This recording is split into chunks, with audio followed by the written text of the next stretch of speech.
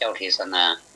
กอไก่ทรงแสดงธรรมจักรกับปวัตตนสูตรอันนี้มันก็เทศนาครั้งแรกก็คือปฐมเทศนาบัจจัยเนาะบัจจัยข้อถูกขอไข่ผู้ได้ดวงตาเห็นธรรมเป็นบุคคลแรกคือโกณฑัญญาอันนี้น่าจะได้มันบัจจัยปฐมสักกรรมแต่ว่าในฮั่นบอกว่าอันนี้มันใจนี่เนาะอันนี้มันใจครับก็คือข้อถามนี่มันถามแบบว่าไม่เกี่ยวข้องอ่ะเนาะทรงแสดงธรรมจักรกับปวัตตนสูตรนี้มันเกี่ยวข้องอ่ะเนาะครับแสดงว่าข้อนี้คือมันเกี่ยวข้องขอใครผู้ได้ดวงตาเห็นธรรมเป็นบุคคลแรกคือคนแรกอันนี้มันเกี่ยวข้องแสดงว่ามันผิดเดี๋ยวแป๊บนึงขอเสียงขอการหน่อยนึง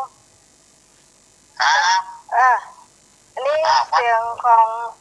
สามเณรรักปัญโยนันเจ้าสามเณรนมัสการครับเจ้าพอดีโยมพี่สมัยแล้วก็นะครับนมัสการท่านอาจารย์ทวัฒน์ท่านอาจารย์สมัครแล้วก็ทีมงานธรรมะคลายเครียดเจ้าครับวันนี้ก็ภูมิอกภูมิใจที่ได้โทรมาร่วมรักษาโทรมาเตรียมเพื่อเป็นกำลังอกกำลังใจเจ้าพี่สมัยแล้วก็ทีมงานธรรมะคลายเครียดเจ้าตอนนี้การธรรมะคลายเครียดอยู่คู่104.50แล้วก็อยู่คู่หูคนฟังตลอดไปครับดีจังเลยครับจริงๆแล้วเราอยากให้เน้นเหล่าเชี่ยด้วยซ้ำแต่มันเป็นเด็กอะมันเด็กกุ้งโอ้เด็กกัดจิ้มโมง11 โมงพูดเอาพวกเขาได้รู้5 ทุ่มจะโทรมาใหม่เนี่ย5 ทุ่มพูดแล้ว5 ทุ่มโทรมาใหม่เพื่อพวกสนุกกันเนาะเจ้าได้เราเชื่อเก่งได้เลยตั้งใจทำไมครับผมเจ้าครับสวัสดีครับเจ้าขอบคุณสามเณรรักปัญโยนันท์นะเจ้าจากวัดสันเมืองเจ้าตำบลหนองร่องนะเจ้าครับ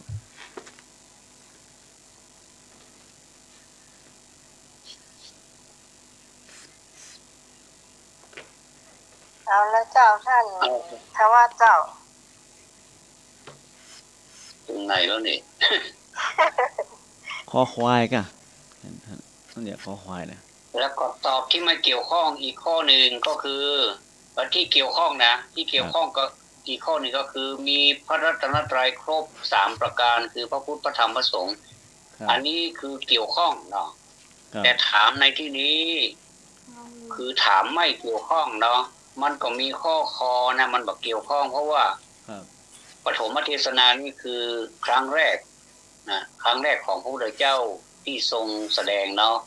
แต่พระสงฆ์สาวกมาประชุมพร้อมกันโดยไม่ได้นัดหมายในวันขึ้น15 ค่ำเดือน3อันนี้ไม่เกี่ยวข้องกับพุทธประวัติตอนปฐมเทศนาพอควายถูกต้องเนาะก็มีหลายท่านเนาะขออภัยที่บ่ได้อ่านเนาะมีหลายท่านเนาะพระสงฆ์สาวกมาประชุมพร้อมกันโดยไม่ได้นัดหมายในวันขึ้น15 ค่ำเดือน3นะครับเนาะก็ขอโทษเนาะ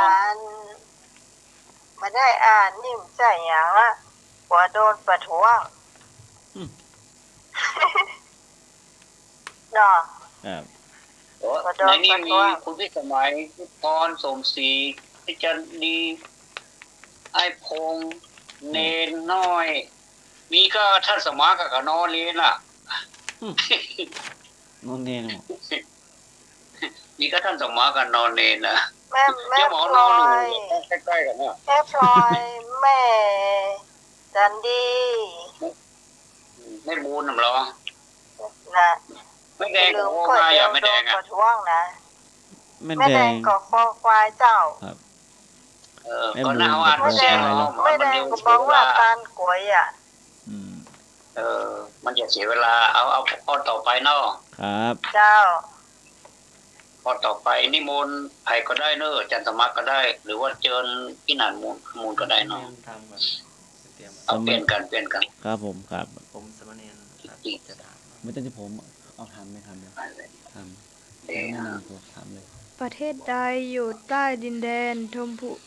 มพูทวีปมาก่อนข้อกมาเลเซียข้อขออินโดนีเซียข้อคอสิงคโปร์ข้องอบังกลาเทศข้องูกะทวนคำถามกันทำไมใกล้ๆปากไหมประเทศใดอยู่ในดินแดนชมพูทวีปมาก่อนข้อกมาเลเซียข้อขออินโดนีเซียข้อคอสิงคโปร์ข้องอบังกลาเทศตอบงองูนะน้องใหม่นะพี่พรฟังชัดเจนกับเจ้าชัดเจนเจ้าเขียนเนาะเจ้างองูนะเจ้า053-120-5255เจ้า053-120-5255จำง่ายที่สุดนะเจ้าหมายเลขโทรศัพท์นี้เอาตอบมาได้เลยครับเจ้าไม่ต้องงองูนะแม่จันดีเจ้ามาโดนประท้วงเนาะเจ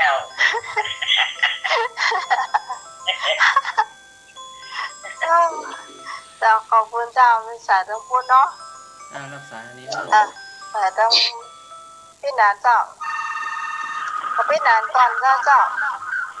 ไอ้นานครับสวัสดีครับเอามาเข็มกระลาดหลวงให้เลยเข็มกระลาดหลวงเนาะ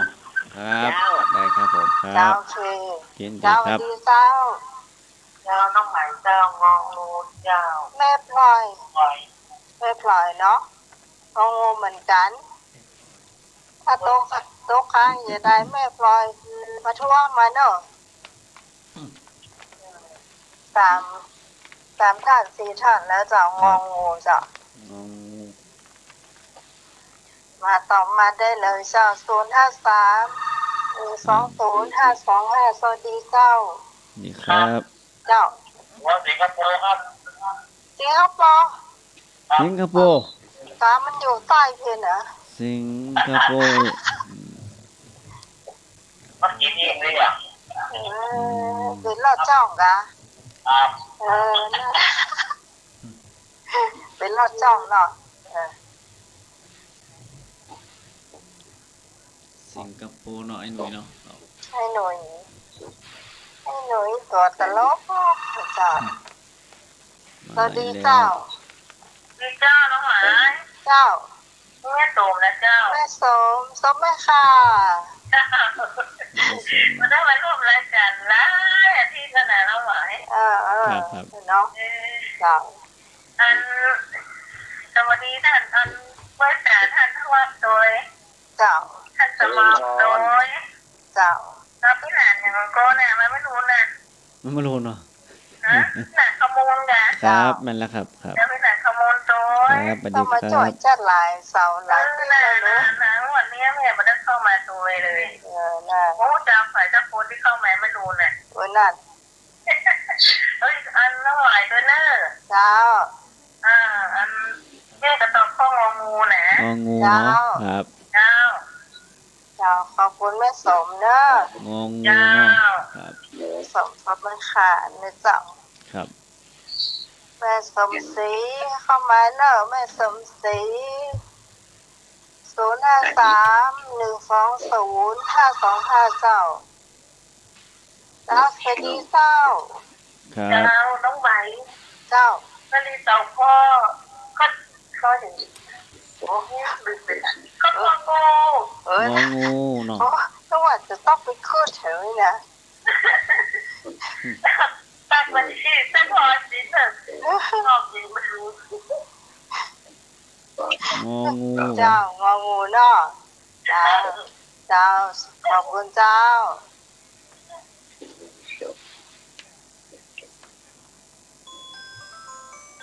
เข้ามาได้เลยได้เจ้าแม่หยังใส่ข้าวเนอร์มีสายมาที่ไหนเด้อสายมาแต่พูดเจ้าครับพูดก่อนแม่สมศรีเอาข้ององูแม่สมศรีงองูเนาะครับผมครับครับโอเค เจ้าสวัสดี สม เจ้า ศรีงององู ครับผ ครับ ม ไอ้พงษ์ ถ้าพงเอาคองงองูเหมือนกันเด้อ งูเหมือนกันเอาแฟนมาตัวอีปะ ฮะ เอาแฟนมาอูตัวปะ แล้วนั่นพูดผมเก่งครับเหลือแค่คนจะเป็นคนไปละ โอ้นั่นเถอะ เล่นนะครับทั้งวันก่อนทั้งวันก่อน เจ้า ของทราบเพื่อนโวของที่งานทำโดยกันทำได้ครับเด็กฟังทางวิทยุครับผม เจ้าฟังเนอะเบอร์โทรของพี่หนานนะเจ้า ครับ พี่หนานบอก ศู เล น ย ย์เก้าหนึ่งแปดห้าหกแปดสี่หนึ่งศูนย์ครับ0918568410ครับ 091 ครับ 8568410นะเจ้าไอ้พงษ์เจ้า ได้เลยได้เลย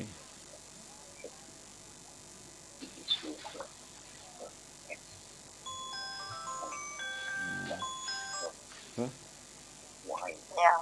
ใส่สงสัยถ้าอาจารย์นิพนธ์เนี่ยวัตันห้าสกรรมอะจุดมาไปเลยจุดมาไปเลยของไผ่มุก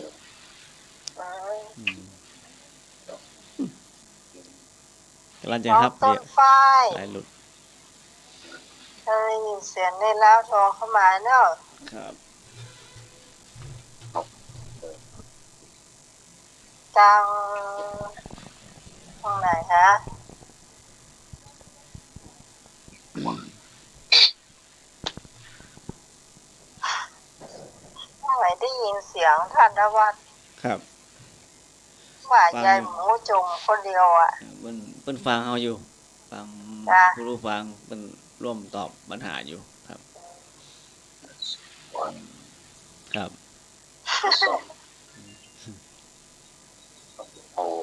วันนี้ฝนตกเนาะว่าทิศแรกนี่ฝนตกเป็นยังไงแม่เนาะท่านพันธวัฒน์ที่เจนยอดครับบ้านไอ้หนุ่ยฝนตกเนาะแม่เนาะ โอ้บ้านหนูน้ำท่วมเนี่ย ครับมันนี่ฝนตกละมีละเทวดา แต่ว่า แซ่บ มันฮ้อนเจ้า ครับแม่นละ2-3 วัน 4 วันละฝนตกนะ ฮ้อนสุดยอดนะครับ แม่นละอยู่ไหนว่าม่อนเนาะวันนี้นะ อืม อากาศ มีคำก่อเจ้าคุณผู้ฟังที่จะตอบข้อนี้เจ้า ครับ ทางแม่รัตนาดอยสะเก็ตนะเจ้าโทรเข้ามาได้เด้อเจ้าเป็นรายการใหม่ น้อง ครับ น้องต้นฝ้ายโทรเข้ามาเด้อเจ้าไอ้บ่าวดอกแดง ครับ ดอยสะเก็ตเด้อเจ้า อืม ดอยสะเก็ตสักหลายวันนี้ยังมาหันมาต้นเนอวันนี้นะครับ พูดถึงดอยสะเก็ตนี่อินดูละออนเนาะที่ออก เจ้า ข่าว แล้วอย่าใดนะตามีเมียง อืมขออันตั้งจังหวัดก็คือศูนย์เด็กเป็นโรงพยาบาลสนามเลยดิเนี่ย อืม ดีละแต่ละออนนี่ในละออนเพิ่นบ่ให้บ่ขวยเนี่ยเดี๋ยวนี้พ่อแม่ก็เป็นห่วงเนาะละออนก็คงบ่มีไผเนี่ยอันเพื่อบ่มีไผจะคือว่ามันจะเกิดขึ้นเนาะมันจะเกิดขึ้นก็คงบ่เหมือนอะแต่เวลาบ่เหมือนหายเป็นโรคภัยไข้เจ็บธรรมชาติของมัน มาได้ก็ไปได้อะแต่ต้องใช้เวลาไปเอาถ้ามันมี คนละ ก็ ค่ะ เฉลยแล้ว อ๋อ เนาะ มีอยู่ มีอยู่นะ สวัสดีเจ้า ครับผมที่สมัยครับ เจ้า ถ้าผู้แม่บ้านผมบอกว่ารอโควิดตาจะไปแนวหา จ้า จากโลกตาจำไปตั้งบ้านที่คอตะปูนี่ไปแล้วไปวัดแนววัดโดยอย่างวัดไปหรือวัดสถานีครับ เจ้า วัดรวดไปอันคนสมัย เจ้า แต่ตะกี้เนี่ยยังเป็นปากกาหู้ครับปากกาหู้ อืม จะกล้าอู้เนาะ ครับผ เป็นยัง วันทำงานเขาย่ามะม่วงไม่ย่างเลยพี่สมัย โอ้มันแต่มันหวานเนาะ มันกะมันเข้าเอาย่างมันสดอ่ะมวยมันมันมะม่วงมันก็มีความสายอย่างเพื่อนห้องมัน3อย่างนะครับมะม่วง 3 ฤดูอ่ะ มันยิงหงกาหงดำเนี่ยครับ300 ต้นครับมะม่วงครับผม เจ้านั่งอยู่เนาะ ถ้าว่าโควิดไปแนวหากันนี่ครับผม เจ้า ครับเชิญครับเชิญมาแอลได้ ครั เนาะ บผม เจ้าขอบคุณเจ้า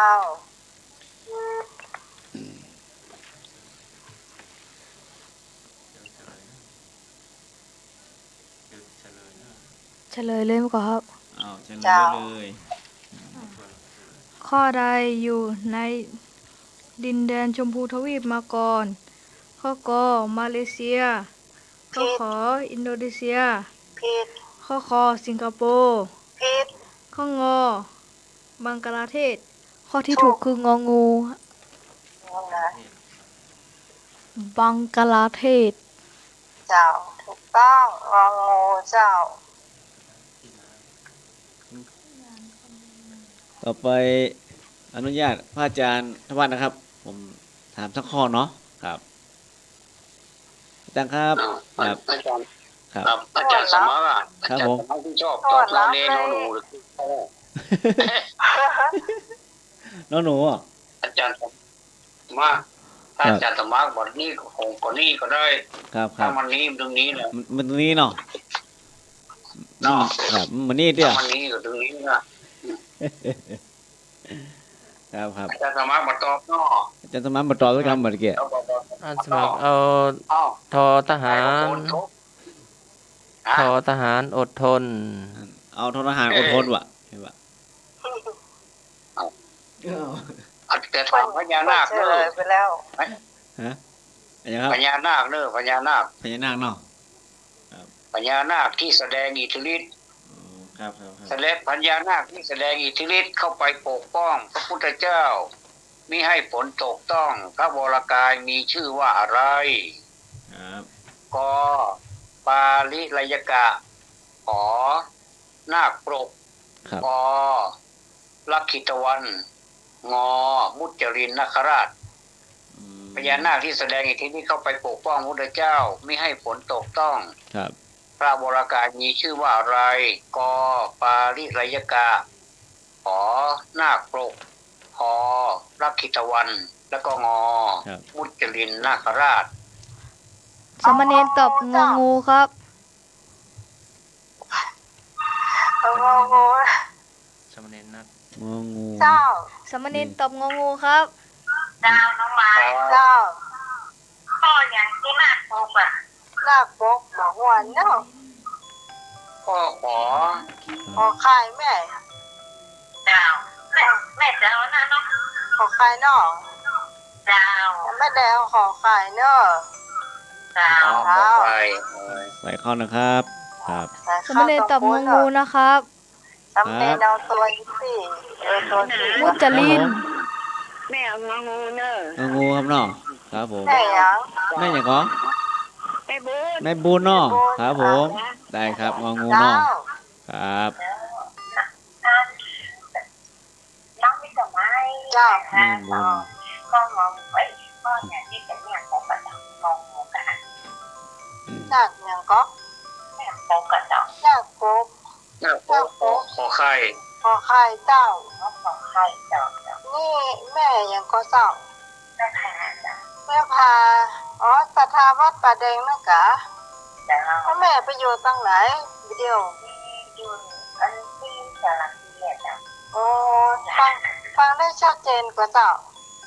ฟังชัดเจนเจ้าหายเป็นชัดเมื่อเนาะเจ้าว่า แม่พาผาแดงนอก น้อยแล้วก็ต้องหาขึ้นมาเจอแบบนี้ ครับแม่นครับไม่พา อ๋อครับ ใส่เข้าเนอร์ เห็นแล้วเจ้าขอบคุณนะเจ้าแม่พาเจ้า มีสาย เจ้า มีสายมาเนอแม่เนอ ครับ กลางพอดีฝนตกเนาะเจ้าฝนตกหนักขนาดเลยก็ได้ฟังจากทางฟ้าของ ค เจ้า รับ ขอบคุณนะเจ้ามีสายเข้ามานะ แม่ เจ้า พลอยเนาะครับผมครับครับ แม่พลอยตอบข้อขอไข่ครับ แม่พลอยตอบขอไข่นะเจ้า ขอไข่ครับ ครับแม่พลอย พี่พรเข้ามาเลยเนอะ053-120-5259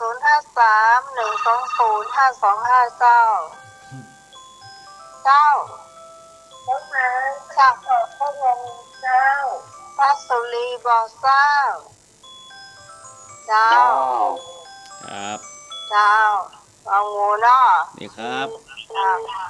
ครับผม ครับ ไอ้พงตอบข้อขอไข่มากตกเนอ ครับผมได้ครับ ไอ้คงตอบขอไข่เนาะเอาล่ะระวังขอไข่ซึ่งงองูเจ้าสวัสดีเจ้า ไอ้พงตอบขอไข่ เจ้าสวัสดีเจ้าเจ้างองูเนอะแม่จันดีเจ้าลูกนี้นะเจ้า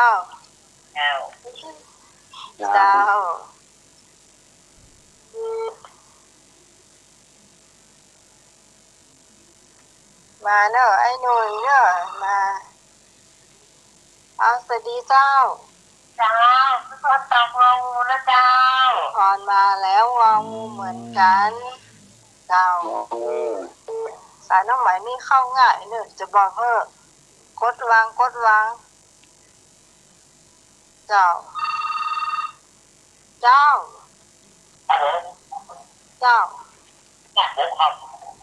ฮะ หน้าโป๊กไอ้หนุ่ย หน้า โป๊ก ปรก ไอ้หนุ่ยเจ้า เอาหน้า ขอ โป๊ ไข่ กหน้า เนาะ โป๊กเอาหน้าโป๊ก โอ้จะไปตียังว่าปล้ำบนเรือเดี๋ยวนี้ฮะโอ้โหว่าโกนแก้วกาแฟว่าโกนไหนอ่ะ ไอ้หนุ่ยกันครับ เจ้า โอ้แก้วให้ยังไง ขอไข่ กันขอไข่ครับ เจ้าสวัสดีเจ้า สวัสดีครับน้องไหม โอ้ยบาทดอกแดง อยู่ปะเมียงน่ะ ฮะ บะเมี่ยง อยู่ครับได้ยินชัดเลยครับ ไปอยู่อย่างปลาเมี่ยงวะ ปะเมียงน่ะอยู่ในหมดนะฮะ นั่น มันเริ่มจะลงไปเสียประเดี๋ยวนี้มันลงไปเสียครับ เพิ่นอยู่ป่าเมี่ยงเฝ้าสวนมะม่วงย่าเมื่อเพิ่นอยู่ป่าเมี่ยงเฝ้าสวนมะม่วงย่า บะเมี่ยงนะ ฟังอันฟังทันว่าเซล บะเมี่ยงมี ก็ สวน ถาม ม่วง เพิ่นว่าอยู่ป่าเมี่ยงนี่หยังเนี่ยเฝ้าสวนมะม่วงอยู่ไอ้กาย สวนม่วงนะ ก็ออกถึงเราอ่ะอยู่ป่าเมี่ยงอ่ะอยู่นี่หยังอ่ะวะ ก็สวนม่วงอะ สวนลำไยก็ได้เหรอ มังอาลูก็ได้เหรอครับ เพราะไอ้แม่ดอกแดงเพิ่นตอบเป็นหยังอ่ะ ก็ว่าตอบอย่างว่าโมเซลบนหรอ ไปตอบสักค ครับ เขาบอกว่ามันอยู่บ่เมี่ยงถ้าปู่ได้ถามว่าตอบพ่ออย่างวะ ำเออ นั่ ว่าน อยู่สวนมะม่วงก็เลยวางไปหาลง วางไว้เหี้ยนะกะโมเซลบนนะกะ 053-120-5259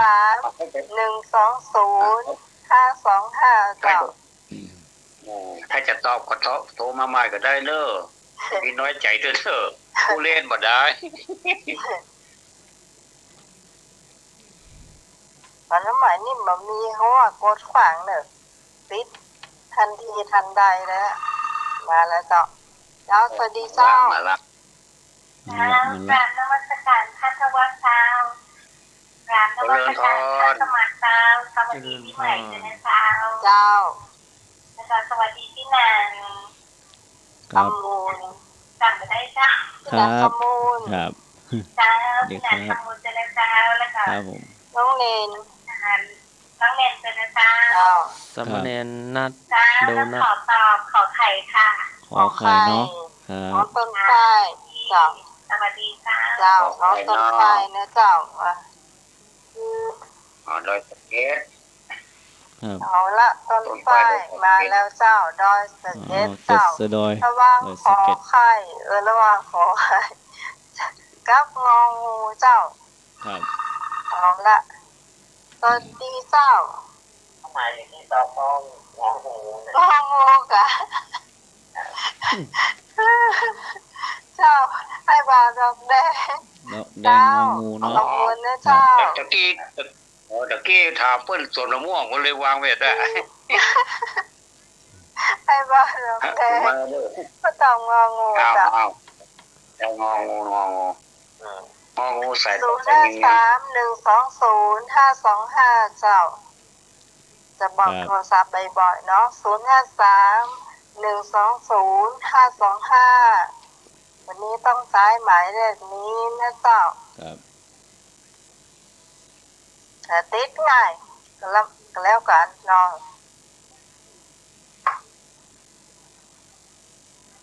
มูลค่ามากพอสมควรเนาะ ครับ ข้อนี้นะ นักเลย เนาะ ก็นอกนักอ่ะ มาอยู่เจ้าสวัสดีเจ้า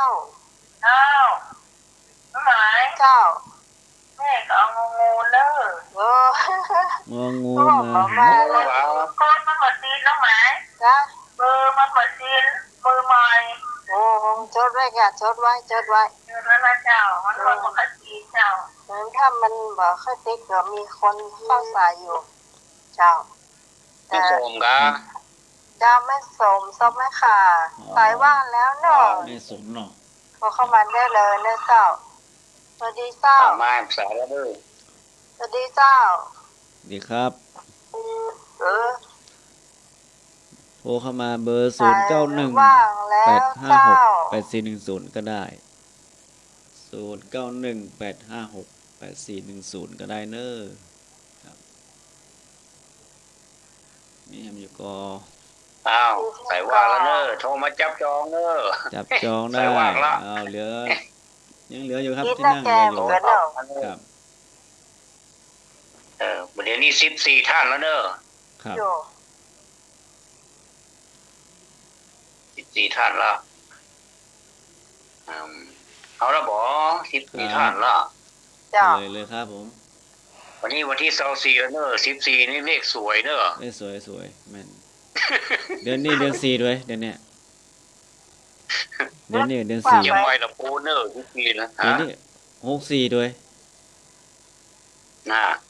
ปี64 มันละวันที่24ถ้วยออก14ถ้วย 64ด้วยแม่น เชียงใหม่ละปูเด้อพี่เจือมันนัก นั่นตบมาแน่เนาะ มันก็มาแน่ มาอยู่ มา เดี๋ยวก่อน มาอยู่แสดงว่าเคลื่อนละบ่ใจละ ใจแล้วใจเนาะ น้องหมาย เจ้า จะส่งปลาขาไทยแล้ว อันนี้จะ มันสเปซนะให้เลยเจ้า แม่บัวเขียวก่อน ได้ตามแต่ละเจ้า อ๋อแม่นแล้วแม่บัวเขียว มาละเจ้า เจ้า ไม่บอกเสือ โอ้มันยิ่งเสียจัดเมินเด้อเจ้าแม่ ต้องหาได้เลย เจ้า แล้วก็ใครเบอร์อ่ะจ้ะ จ้า การตั้งเบอร์ของมันเหมือนกันจ้ะ อืม การกำลังแต่ได้ก็ เจ้าแต่เบอร์นี้เป็นเบอร์บ้านน้องใหม่เนอะเจ้าอันนี้มันมีความจำเป็นต้องใช้เนาะแต่บ้านได้ยินชัดอยู่เนาะชัดอยู่เนาะ จ้ะ ได้ยินชัดก็เจ้า ถ้าเจอจ้ะ เจ้าโอเคเนาะเจ้านี่ถึงก็สายว่างแล้วเนอะมาอยู่เจ้าสวัสดีเจ้า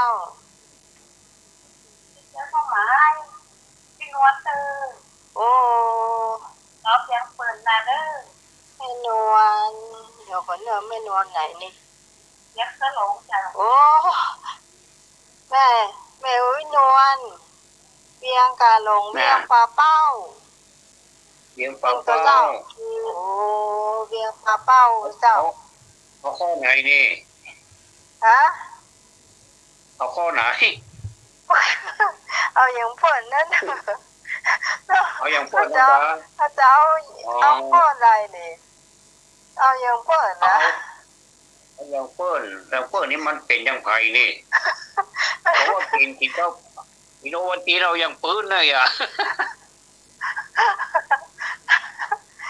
มันมีของใครเจ้างงงูเอาอย่างเพิ่นนะยายดีนี่ น่าก็นี่ไงนี่ แม่อุ้ยนวลเวียงกาหลง เอาเปิ้ลมาใส่ตัวน้องใหม่บ่เนาะ เจ้า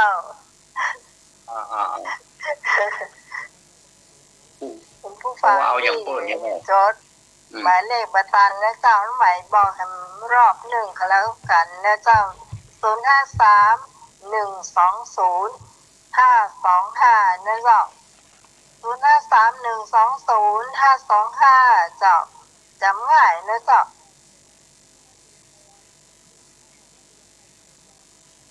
เลขเบอร์โทรศัพท์นี่ดีเนอะเคยได้โจกมาแล้วเนาะ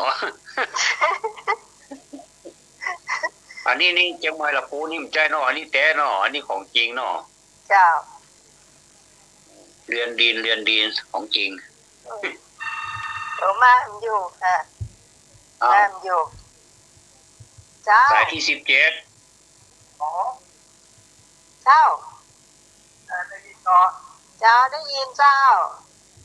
เจ้าครับโอ้เจ้ามาลงไม่ได้ไปปุ๊บอาจารย์จะตอบข้อไหนไม่รู้เหมือนกันอ้าว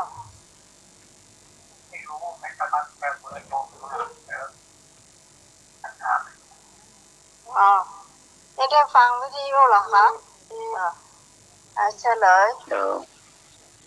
เอาเฉลยแล้วเนาะจ้าเฉลยละ17ท่านเนอะปอดท่อท่วมท้นเนาะ17ท่านจะมีเดี๋ยวก่อนเนาะอ่านชื่อก่อนก็ได้เนาะมีอ่านชื่อก่อนใครเนอะใส่เข้ามาจะพูดติดละหันเอาใส่มาละมาอยู่ครับสวัสดีครับสวัสดีครับสายหลุดไปแล้วครับโทรเข้ามาใหม่ได้เลยเบอร์ไหน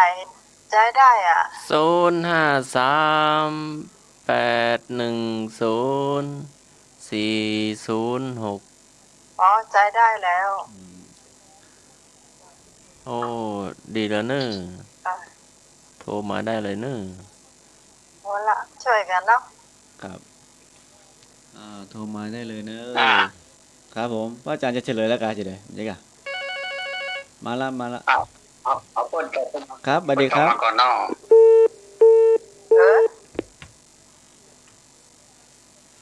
ทดสอบไปได้ค่ะทดสอบโทรศัพท์โทรมาเบอร์0918568410ก็ได้เนอะเจ้าเบอร์ของ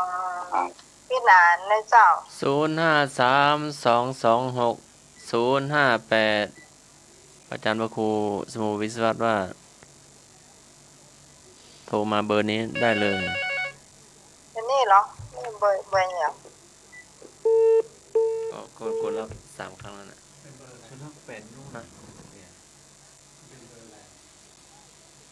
810-406ก็ได้แล้วกะอ่านตามป้ายโทรศัพท์ครับ810-406ก็ใช้ได้แล้วกะอันนี้ไม่ใช่ค่ะไอตัวมุ่น058ใต้ครับก็กดแล้วนู่นนะฮะเอาโทรมาใหม่เนาะกดผิดก็กดรับแล้วนะครับสวัสดีครับเป็นเครื่องนี้ก็กดรับก็เป็น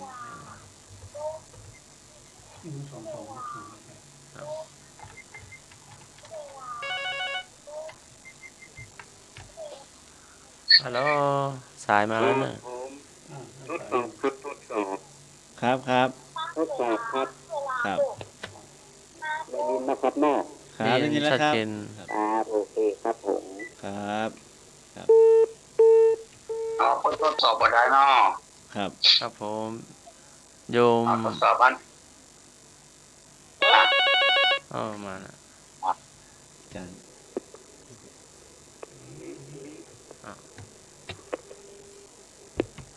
เอามาลองว่าเนาะมันดีทั้ง2 เครื่องดีทั้ง2 เครื่องเนอะโทรมาเนอะ 5406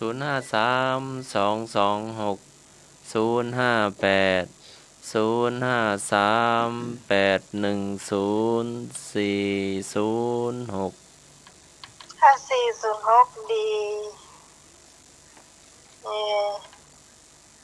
ใช้ทางพูดฝั่งตะเพฝั่งก็ได้เนาะบางทีก็ทางพูดอาจจะลดเนาะครับในวันนี้เราก็ใช้มือถือละเนาะครับ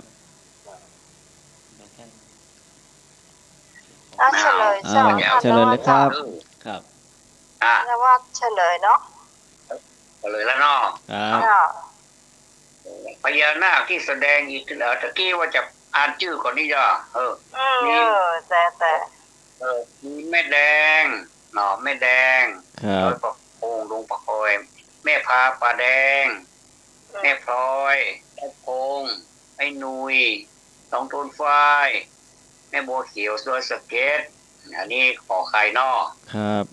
แล้วก็งองูนี้มุจลินนาคราชมีคุณพิสมัยมีลูกเนนมีแม่บุญมีพี่สุรีบ่อสร้างมีแม่จันดีมีพี่พรมีไอ้เบาดอกแดงมีแม่สมแล้วก็มีแม่อุ้ยนวลเวียงกาหลงเจ้าเวียงป่าเป้าเนาะมีป่าเป้าก็สรุปว่าข้อกอกับข้อคอนี่ข้อกอกับข้อคอนี่เป็นมีใครตอบยกไปเลยเดี๋ยวก็2ข้อนี้สู้กันเนอะครับใครจะเล่นข้อไหนไอ้เลยเดี๋ยวเอาการพนันนะลองตาแอบไม่แล้วเล่นข้อไหนก็นาคโกรกนี่นะครับอันนี้มันเป็นปางมันบ่ได้เนอะบ่จื้อครับอันนี้มันซับขาลอกน้อยเนาะอาจจะเจ้าลูกเข้าไปนาคโกรกอาหารเป็นนาคโกรกกันเนาะเขาถามชื่อนะบ่ใช่ว่าถามปางหรอถ้าว่าปางอะไรอันนี้ถ้ามาใส่มุจลินนาคราชนี่ผิดเพราะปางมุจลินบ่มีมันจะมีปางนาคโกรกเนาะเพราะฉะนั้นประเด็นนี้เขาถามชื่อเนอะมีชื่อว่าอะไรมันก็ชื่อของเพื่อนก็คือมุจลินนาคราชคือข้ององูนี่แหละส่วนข้อขอไข่นาคโกรกมันบ่จื้อแต่มันเป็นปางมันบ่ได้เนาะปางนาคโกรกเนาะซับขาลอกกันน่าดูเจ้าอันนี้มันแบบมันแลบเนาะแบบซับขาลอกหน่อยนึงเหมือนกันเนาะซับขาลอกขอบคุณนะโมทนาเด้อสายแป๊บนึงนะเจ้าเนาะต่อสายไปใหม่เนาะครับได้เด้อได้อันครับผมแป๊บนึงใส่เข้าแป๊บนึงครับรับสายแป๊บนึงครับเจ้าพี่นานเจ้าบอกโน่นท่านทวัดหรอครับขอน้ำมันหลอกวิแก้วว่าอะไรเขาขอน้ำมันหลอกวิแก้วขอน้ำมันหลอกอ๋อขอน้ำมันหลอกแก้วว่ะครับครับผมครับเปิดเพื่อจะมาขอครับห้อนในห้อนในว่ะช้ำกะความหมายของเปิ้ลก็ช้ำในเจ้าครับสวัสดีเจ้าพี่ใหม่น้องมาฮ้อนในเป็นน้องเป็นย้ายสำเนาประเดียวนี้เนี่ยสำเนาน้องจะฟังย้ายสำเนาครัวกะได้ย้ายก็ได้ย้ายก็ได้ย้ายไปทางได้กะวันนี้ย้ายได้ป่ะวันนี้เสาร์อย่างมันเปิดป่ะขอบคุณเจ้าครับเจ้าเสียค่าธรรมเนียมเพิ่มหน่อยเด้อวันหยุดนี่เปิดแบบกรณีพิเศษเนาะวันหยุดครับวันหยุดนะฮะฟังคำถามแล้วมันบางทีมันก็โดนซับขาลอกเหมือนกันเนอะยากก็เพราะฉะนั้นเราต้องพิจารณามันดีๆเนอะพิจารณาโต้งพิจารณาดีมันเป็นปางนะมันเหมือนจะเป็นชื่อเพิ่นน่ะเนาะเขาเป็นหยังเสื้อเปิ้นหูแล้วก็บ่เคยเล่นบ่ได้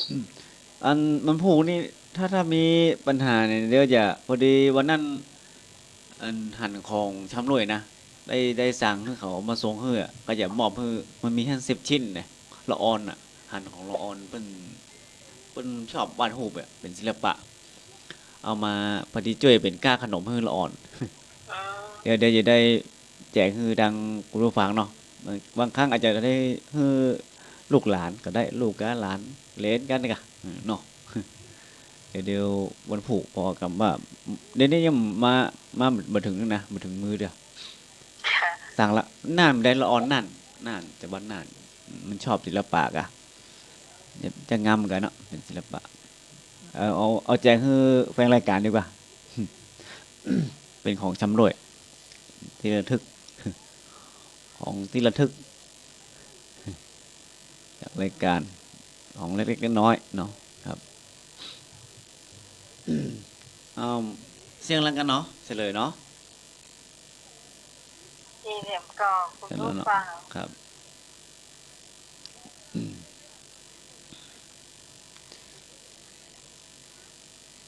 ถ้าผมมีก็จะเฉลยแล้วเนาะครับคำตอบที่ถูกต้องก็คือข้อกอไก่เนาะยัสสะกุลบุตรเนาะยัสสะนะที่เปิ้นกล่าวคำว่าเอาตัวอาจารย์สมัครอ่ะอาจารย์สมัครครับเนาะเปิ้นบ่มีนอเนนอหนูดูเอาอยู่อาจารย์สมัครดูเอาอยู่ล่ะอย่างใหญ่แฮกโคตรล้นน่ะท่านสมัครตอบข้อทอทงผมขอทอทงนะโอ้ทอทงเป็นชื่อผมแล้วห้ามตอบสวัสดีเอาสอเสียก็ได้เหรอธงชาติไทยนี่ธงชาติไทยสีเขียวสีขาวครับอ้าวข้อต่อไปเนาะครับผม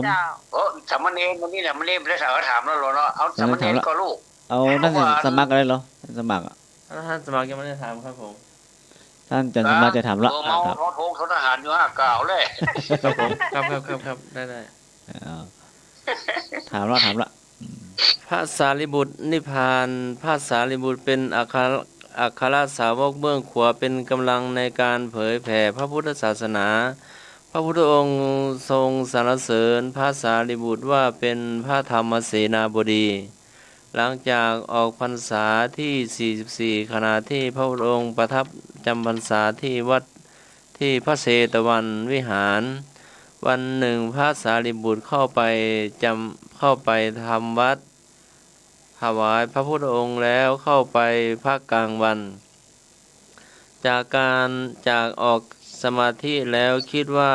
พระพุทธเจ้าทั้งหลายปรินิพพานก่อนหรืออัครสาวกนิพพานก่อนทราบว่าอัครสาวกนิพพานก่อนจึงตรวจดูสังขารของตนทราบว่าจะเป็นไปได้อีกเพียง7 วันเท่านั้นจึงดำริว่ามารดาของเราแม้เป็นมารดาของพระอรหันต์ถึง7 องค์แต่ก็ยังไม่เลื่อมใสในพระพุทธองค์จึงประสงค์จะไปนิพพานในสถานที่เกิดเพื่อเปื้องมารดาให้พ้นจากมิจฉาทิฏฐิถามว่ามิจฉาทิฏฐิมีความหมายว่าอย่างไรตอบคนเดียวมิจฉาทิฏฐิคือความเห็นผิดเนาะจุดเนาะนี่เนาะจุดเจ้าต้องไหนเจ้าที่ตอบว่ามิจฉาทิฏฐิคือความเห็นที่ผิดเจ้าความเห็นที่ผิดเนาะความเห็นผิดเป็นชอบ053205259เจ้า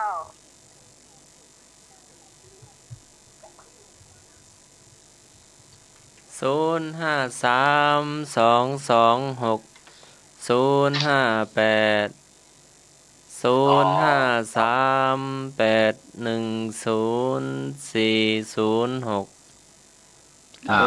เบอร์พี่หนาก็ได้เนาะครับเบอร์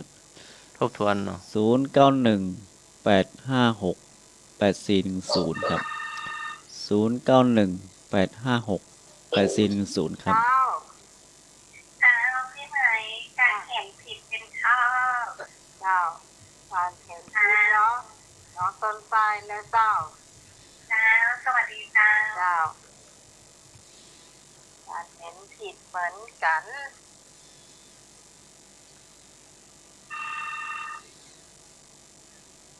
เจ้าครับผม เจ้าพงษ์ ครับ โดยมีพรนั่นเนอ เจ้า เขียนผิดเจ้าไอ้พงปาซังเจ้ามาแล้ว3 สายเข้าสายพี่หนานขมูลก็ได้เข้าสายหน้าไหมก็ได้เข้าสายห้องทรงก็ได้1 2 3สายว่างแล้วเนอะตอนนี้สายว่างตอนนี้สายนักขนาดเลยสายว่าง4 เครื่องแล้วเนอะ0532260538104006 053120525นี่เป็นเลขหาบ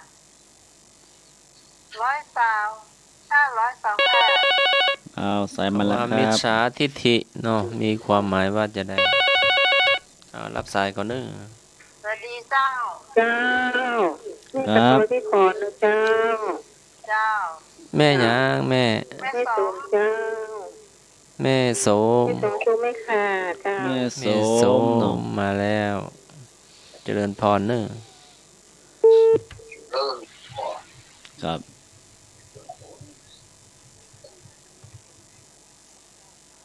แม่โสมมาแล้วแม่สมศรีเนาะแม่สุรีอ้ายพงแม่จันดีแม่พลอยแม่เขียวลุงหนุ่ย แม่จันดีเนอะแม่จันดีตอบมาเลยแม่พลอย แม่สมศรีลุ่มวัดฝ่ายหินพี่พรน้องต้นฝ้ายลงมาแล้วเนาะมาแล้วทุกท่านเลยเนอะท่านนามก็ดีบ่ได้นามก็ได้มาแล้วสวัสดีเจ้าลุงหวานเจ้าแล้วมีน้องต้นฝ้ายจะชอบขอเจ้าแม่สุรีป้าสุรีเจ้าป้าสุรี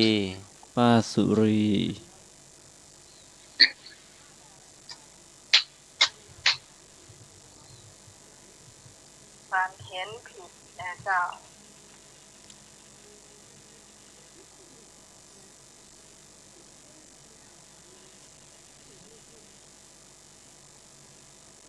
มีแฮมกอมิจฉาทิฏฐิมีความหมายว่าอย่างไรเนื้อเจ้ามิจ พี่หนา ฉา ข้อ ทิฏ มูล ฐิ ว่าจะได้เนาะ ค อา รับ จารย์ ตอบกะ ตอบ เนเหรอ เนนกำลังไปเลบานอน นี่น้อยกำลังนอนเล่นหาบ่อยๆนอนเล่นตามภาษาเด็กเนี่ย บอกกอไก่นึก ครับผมก็เอาก็ไก่เหมือนกันครับ ครับ บ่มีก็กลายเป็นคำตอบเป็นคำธรรมะนะครับ คำธรรมะวะ จะเป็นไฟล์ที่ฝ่ายไม่ดีนะฝ่ายมืดฝ่ายดำไฟมืดไฟดำอ่ะอาจารย์ ไฟมืดคนไฟดำกะ ครับ มีแจ้งว่ะมืดด้วยวะ คำตอบด้านนี้เป็นคำตอบมืดเหรอครับอาจารย์ คำตอบมืดวะ อันกาแฟดำไป กาแฟดำเนาะ ครับ เพียวๆเนาะเป็นดำ เจียวไปเลย เพียวๆไปเลย มารับมานอนนะคืนนี้นะกาแฟดำนะ แม่รับมันนอนแล้วครับ อาจารย์ฉันแล้วเนาะ โ กำลังครับกำลังต้มน้ำมันอยู่ อ๋อ เจ้า ครับ เจ้าเจอน้องใหม่ไหม แม่จันดี โตวันกินก่อน อ้าวถ้าเหมือนยาวจะหอจากสมัครเนาะ พ่อมันจะไปได้อ่ะคนยาวไป ฟังเหมือนกันนะกัน น้องมันนั้น คำตอบมันน้อยเดียวเนาะ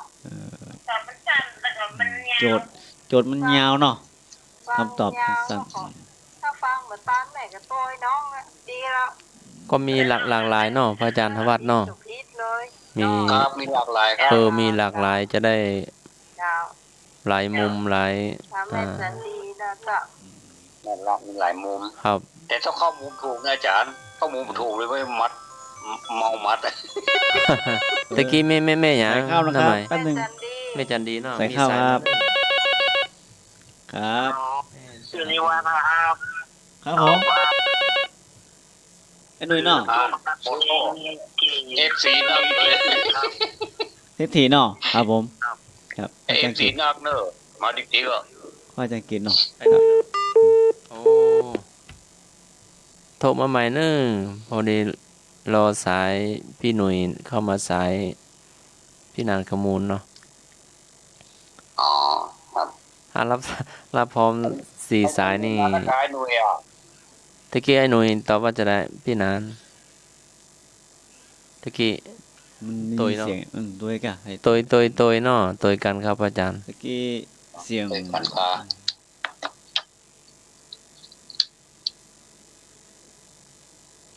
นัดก็ ได้ เอาละเนอะมาเลยเนอะ มาเลยเนอะ ถามมาเลยมิจฉา วิชา วิ ทิฏ สั ฐิเนาะ ชนาวิชาทิฏฐิ คืออะไรเนาะ พระสารีบุตรอันมีเจตนาอยากให้ มาพระมารดาอันให้เปื้องจากให้พ้นจากมิจฉาทิฏฐิ นายพ เนาะ ลจะทิฏฐะหรือมีเขียนทิฏฐิเนาะ ครับผม ถามว่ามิจฉาทิฏฐิคืออะไรเนาะ ครับผมมีความหมายว่าจะได้ทิฏฐิมิจฉา ความ ทิฏฐิหมายว่าอย่างไร ตอบมิจฉาทิฏฐิเรียกย่อๆว่าทิฏฐิหมายถึงความเห็นผิดจากความเป็นจริง หรือเห็นผิดจากทำนองครองธรรมะ อ๋อ ครับ ครับ มันเป็น ผิด คู่ เป็นถูกเนาะ ตรง ถูก ข้าม ผิด มันเป็นตรงข้ามกับสัมมาทิฏฐิเนาะ ครับอืม ที่นาน สัม คำ มา มูล นี่ กับ แปลว่าถูกต้องเนาะ พระอาจารย์ ครับ ก็อันเดียวกันเนาะ ครับ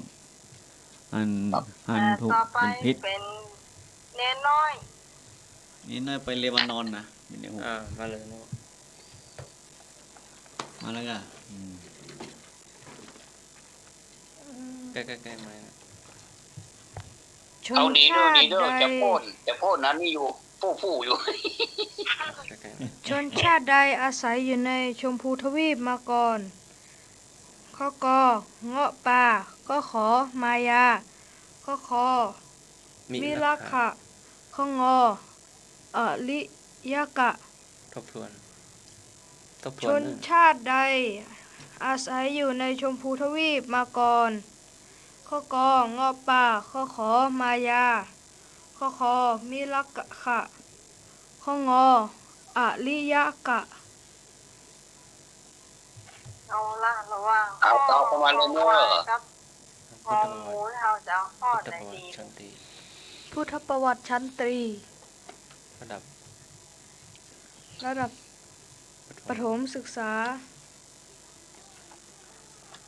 เอาตอบประมาณได้ครับ เดี๋ยวมีลักขะกับอริยกะเนี่ยเดี๋ยวกันเนอะ ครับ เจ้า จ้าทั้งหลาย เจ้า ตอบก็งงนะ งองูเนาะ จ้า อริยกะเนาะมันเลยมีสองข้อเนี่ยระหว่างคอควายกับงองูเนี่ยเจ้า ใส่คอนเนอร์ ลักขะกับอริยกะเนี่ย ดีครับ เจ้ารัตนาป้ารัตนาตอบข้องของงูเนี่ย งองูครับผม แม่รั ใส่ ต ค นา รับครับ จากดอยสะเก็ดเนาะ เจ้า ครับ เจ้าง องูเนาะครับ จ้าอันนี้เป็นแฟน นี่ ราย รั การ ต หน่ นา อยเนี่ยเจ้า เนี่ยรัตนาจากดอยสะเก็ด เจ้า ครับใส่ข้าวแล้วครับ แล้วก็พูดก่อนเด้อพูดก่อน ครับ มาก่อน จ้าวันร้าน ครับผม ต้องโมเนอร์ โอเคครับได้ครับครับหมูครับ เจ้าสวัสดีเจ้า ไม่ เจ้า บุญเนาะ ทำไมนั่นเน โอ อะ เค เจ้า เอาอ่ะ แม่จันดี เอา จันดี เจ้า ก็ ส ง วัสดี ง ก่อนเนาะ ครับ เอา โอ้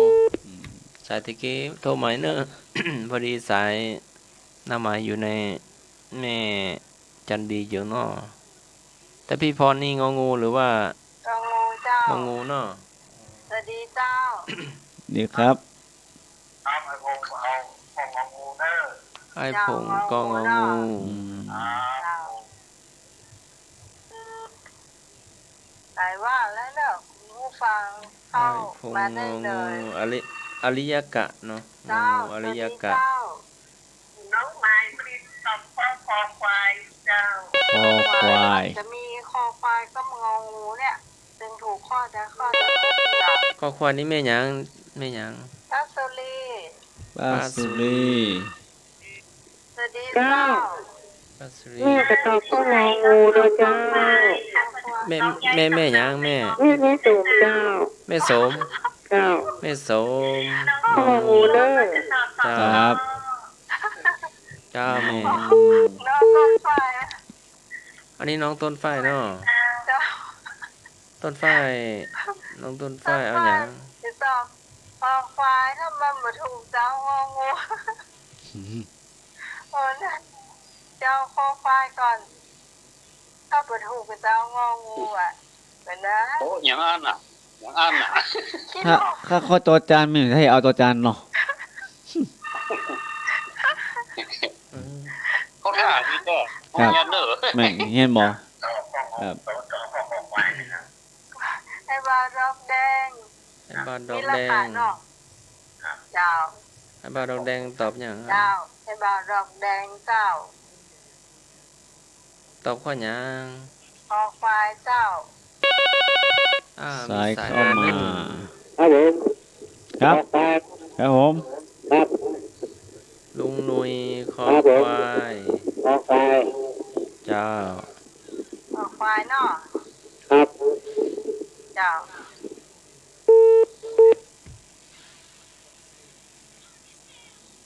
อันนี้ซับขาลองเนิร์ดถูกสามเณรซับขาลอง ใส่ข้าวคำเนอร์ มีสายมาทางพี่หนานขมูล ครับใส่ครับ เจ้านี่บ้าบอยเจ้า ป้าพลอยเนาะครับ เรียบร้อย เก็บน้ำหักหลอกกันเลยบอกให้กล้าตอบ เอามองงู งองูครับเนาะครับ ได้กินน้ำบางหนอก งานงาน แม่พลอย ได้ย้ายสมโนครัวกับสนันเนอร์ ครับครับสวัสดีครับอืม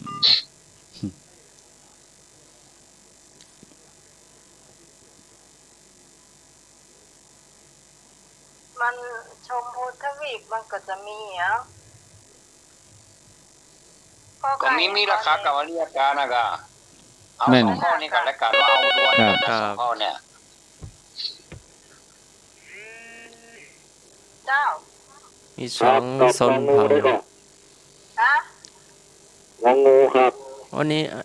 น้องกาอริยกากาเอา เอ้ยจากไหนเจ้า จากไหน น้องเบี้ยวเด้อ โอ้ น้องเบลอ่ะอ๋อน้องเบล ครับวันนี้พี่หนาเด้อพี่หนา ครับสวัสดีครับน้องเบลครับ ครับ สบายดีเนาะพี่หนาเนาะ สบายดีครับตามอัตภาพ โอ้สุขภาพแข็งแรงเด้อพี่หนาเด้อ ครับผมขอบคุณครับ ครับ ดีครับครับผม น้องเบี้ยตอบข้อไหน ผมไม่ได้ตอบหมู่ สวัส ก็ ดี ว่า เจ้าเจ้าน้องหมาเจ้า งอกพา ฮะ งอกพา พ่อปลา เจ้า ตัวน้องต้นฝ้าย ได้ อ๋อหมวนไปได้เนาะ เจ้าเจ้า อุ้ยเดี๋ยวหมวนไปได้เอาพ่อปลาอ่ะ แม่หยัง แต่อุ้ยนวลเมียกันเหรอ แม่อุ้ยนวลเรียนกระหลง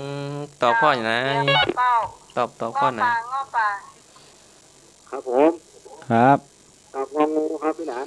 ครับผมงองูเนาะครับ งูเนอะ ครับ งูเนาะ อ๋อไอ้เดียวเนาะงองู ครับ ตะกี้ไม่แม่นวลตอบข้อมะปรางกะ งอปลางอปลาง อปลากอไก่ ข้อไหนอ่ะ งอปลากะ กอไก่กอไก่ ก็ไก่ เน้ กะ น กอไก่นั่นเองเนาะกอไก่ เน้นถามอ่ะเน้น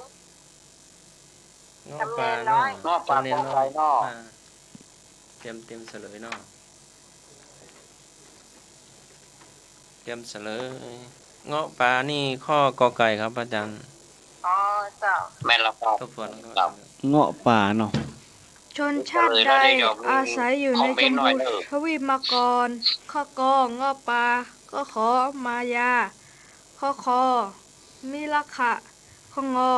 อริยะกะ ข้อที่ถูก ข้อที่ถูกคือข้อคอควายครับ คอควายแม่นแล้วเจ้า มีลักขะ เจ้า มี เพราะว่าระยะกะนี่จะมาแย่งชิงที่หลังแล้วเจ้าเนาะ แม่นแม่นแม่น งองูพี่พร เพราะว่าง องูมีพี่พร มีรัตนา แม่รัตนา มีบุญ แม่บุญ มีจันดี แม่จันดี อ้ายพงษ์ อ้ายพงษ์ แม่โสม แม่สม อันพี่แม่พลอย แม่พลอย น้องเบี้ยว น้องเปรี้ยว แล้วก็ แล้วก็ข้อที่ถูกคือแม่ คอควาย ข้อที่ถูกคอควายสุรี แม่สุรี แม่สุรี แล้วก็อันน้องต้นฝ้าย ต้นฝ้าย แม่ดอกแดง แม่ดอกแดง แล้วก็ แม่หนุ่ย แม่บ่าวดอกแดง แล้วก็แม่หนุ่ยครับ เจ้า ไอ้บ่าวดอกแดงไม่ใช่แม่นะแม่ดอกแดงวะอย่าจะมา ใส่ยัน แม่นวล จากสมัคร แม่นวล ใส่ เงาะป่า ได้เนอะ แม่นวลเงาะป่า ใช่ คนเดียวเลย แม่นวลก็ตอบงอป่า ครับ ความหมดไม่ได้หรอก มุ่งอะไรวะ เจ้า น้องเบลก็โทรมาเหมือนกันนะครับ ขอคอมเมนต์หน่อยเนาะ ครับ เพิ่มเติมเนาะ ครับ เติม ได้เลยครับผม อันนี้นี่มันอยู่ในภาคของปุริมาการก็คือการก่อนที่พระพุทธเจ้าจะอันมาเกิดเนาะ ครับ มาวัดคือเพิ่นจะแบ่งเป็นภาคแรกก่อนเนาะเป็นภาษาบาลีว่าปริเฉดที่หนึ่งชมพูทวีปและประชาชนนะชนชาติที่อาศัยอยู่ในชมพูทวีปเนี่ยมันมีสองพวก ครับ ถ้าเราฟังบัดตันนะ อือฮึ เอาก็จะไปใส่อริยกาแล้วเพราะว่าพวกนี้อย่างน้องหมายว่าตะกี้น่ะ พวกนี้อพยพมาใหม่มันลู่ที่ของมุมมูมีราคาน่ะ ครับ มีราคานี้คือเป็นเจ้าของถิ่นเดิมที่สามเณรถามแกว่าเจ้าของถิ่นเดิมนั้นคือไผ่นะ อืม ก็คือมีราคา ครับ เป็นพวกที่บอกค่อยฉลาด แต่อริยกะนี่เป็นพวกที่ฉลาด ครับ ก็เข้ามาอพยพมาตั้งภูเขาหิมาลัยพุ่น แล้วก็ลูกไล่เจ้าถิ่นเดิมถอยลงไปอยู่รอบนอก ครับ กลายเป็นว่าหมู่อริยกะนี่เข้ามาอยู่มัชชิมประเทศก็คือรอบในแดนมีราคาก็ไปอยู่ปัจจันตประเทศก็คือรอบนอกแดนเนี่ยเนาะเป็นหนาเนาะ ครับครับ อันนี้มันซับกัน แล้วก็เน้นถามก็ ครับ เป็นคำถามที่สั้นๆแต่ว่ามันเหมือนกับซับขาหลอกกันเนาะ แม่นแล้วครับ ถ้าเอามานี่นะมันก็ ครั จะ บ ไปพวกอริยกะมัน แม่ เนาะ นละอันนี้กาบวนเนาะ ก็คอมเมนต์นิดๆหน่อยๆเนาะ ครับครับนี่เป็นความรู้เนาะความรู้เล็กๆน้อย เป็นความรู้รอบตัว ครับ เนาะ รอบตัวด้วยครับ เพิ่มเติมมาได้เนาะ ครับ ป้าก็ต้องย้ายสำเนาครัวได้เจ้าป้าถูกต้องเนอะ น้องฝ้ายจะย้ายก่อนน้องฝ้ายจะย้ายไปงองูก่อน คือแกตอบคอควายอยู่แล้ว อ้าวมันย้ายเนาะ ครับ เจ้า ตอนนี้ก็4 ทุ่ม เดี๋ยว 33แล้วเนอะ คำถามมีก็คำถาม เอ กัน อ ตามมา2 ชั่วโมงกว่าแล้ว มีคำถามไหมครับ นิ่มก่อนชันทวัฒน์นิ่มก่อน อ๋อมีแหมข้อเนาะอันนี้จะเป็นเจ้าบุตรเจ้ากรน้อยเด้อ ครับครับ เตรียมคิดถึงพวกแก้วไม่แก้วดีเด้อข้อใด ข้อใดคือแง่คิดที่ได้จากนันทิวิสาราชาดก หมายความว่าโคนันทิวิสารนะครับ นอกที่เราได้เรียนกันมาเนาะ ครับ ข้อใดคือแง่คิดที่ได้จากนันทิวิสาราชาดก คือนโคนันทวิสารก็จะพูดจาปราศัยจงใคร่คิดถนอมจิตคนฟังให้รื่นหู มาเถอะขออยากได้ของเขาเป็นของตัว จึงคิดชั่วมัวเมาลักของเขาคอร้ายเมตตาปราณีคิดชั่วช้าเห็นชีวิตเป็นผักปลาจึงฆ่าเล่นเห็นลูกเจ้ากรอนเลย ธรรมดาละ งอมันเก็บหอมรอมริบวันละน้อยได้ใช้สอยพลอยสบายในภายหน้าเอาอีกครั้งหนึ่งนะครับข้อใดคือแง่คิดที่ได้จากนันทิวิสารชาดก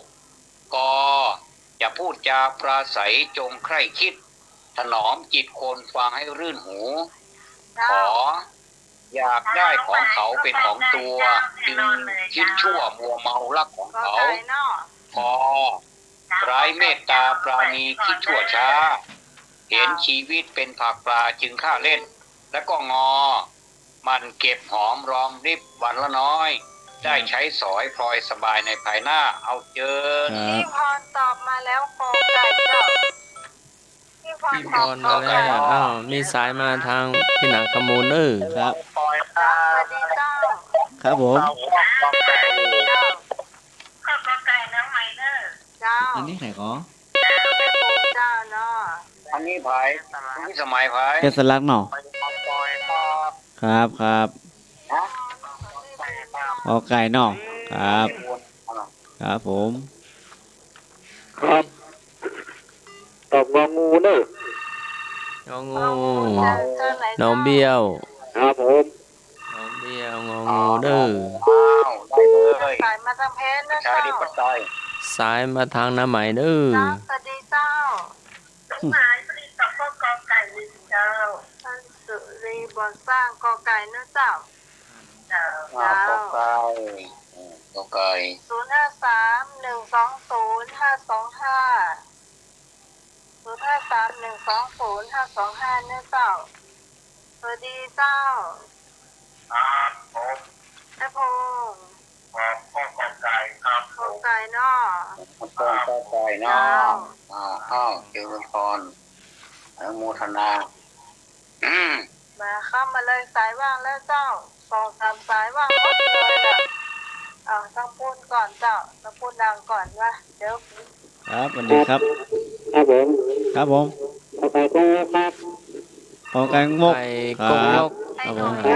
ะ ครับ พี่หนุ่ย ไก่ เด้อ โม เจ้า เจ้า เจ้า ข้าวข้าวสุกเสิร์ฟ กอไก่เอาเลย ไก่เจ้า ก็ไก่เนาะ เจ้า น้องต้นไปก็ไก่เนาะ สวัสดีเจ้า เจ้าเอาข้อสูงที่ อ้าว สุดดี ก็ กว่า ไก่ก็ไก่ สายมาเด้อมีสายมาเด้อ เจ้า เจ้าสวัสดีเจ้า เจ้าแม่กับกอไก่ก็ยังก็นั้นนั่นเนอะกอไก่ก็แม่ แล้วแม่สมศรีหายไปไหนนี่เดี๋ยวนี้แม่สมศรีรุ่งวาดอ่ะ สมศรี1992 คุณน่ะ กิน สมศรีมีไหนเนาะเนาะบอกตาเช้าแล้วนะ กินไผ่แม่ยังตาเช้าก็ แม่ส ใส่ ม บาตร แม่สม ไม่สม แม่ จ้า ค่ะ นะ เจ้า จะมันฟังแบบชัดก็ไก่เนาะไม่สมเนาะ ใช่ไหมเราก็เนี่ย ก็กอไก่นี่ครับ เจ้า สมณเณรตอบขอไข่ครับ เดินเนี่ย ฮะ แต่มันเป็นก็ไก่ ไม่โคนหายไปไหนก็เลยดัด ว่า เออ เห็นจะไปไหนงูเดี๋ยวเจ้ายังงูกับน้องอยู่เหรอ นะ เจ้า ได้ยินเนาะแต่เจ้า เจ้าเจ้า เจ้าแค่ดักฟังกันเนาะ โอ้รอเขาก็หลอกฝันนะ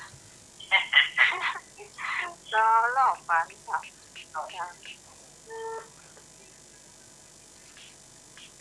แม่ยังตอกยัง แม่บุญ แม่หมอแม่บุญอ๋อพูดได้กันเมื่อกี้พอตอบแล้วรอก็ไก่ เพิ่นถามอาจารย์นิพนธ์หายไปไหน อาจารย์นิพนธ์เนาะพระอาจารย์กิจพระอาจารย์นิพนธ์เนาะ อาจารย์นิพนธ์เพิ่นดักฟังอยู่เดี๋ยวเขาเล่าก่อนเดี๋ยวมาแล้ว นี่มาเนาะ เจ้ เจ้า ครับ สมัยตกวันบอกชื่อ เอาใครจะเป็นท่านที่สิบต่อไปนี้เจิญ สามเณรตอบข้อขอไข่ครับ บอกชื่อเลย ขอใคร สามเณร เห็นแล้วเนาะ นัด อยากได้ของเขาเป็นของตัวจึงคิดชั่วมัวเมารักของเขาเนาะ ครับ ไปเก้าท่านละท่านต่อไป จะเป็นภัยที่ไหนทางใดโหเนอร์ ออกมาได้เลยเนาะ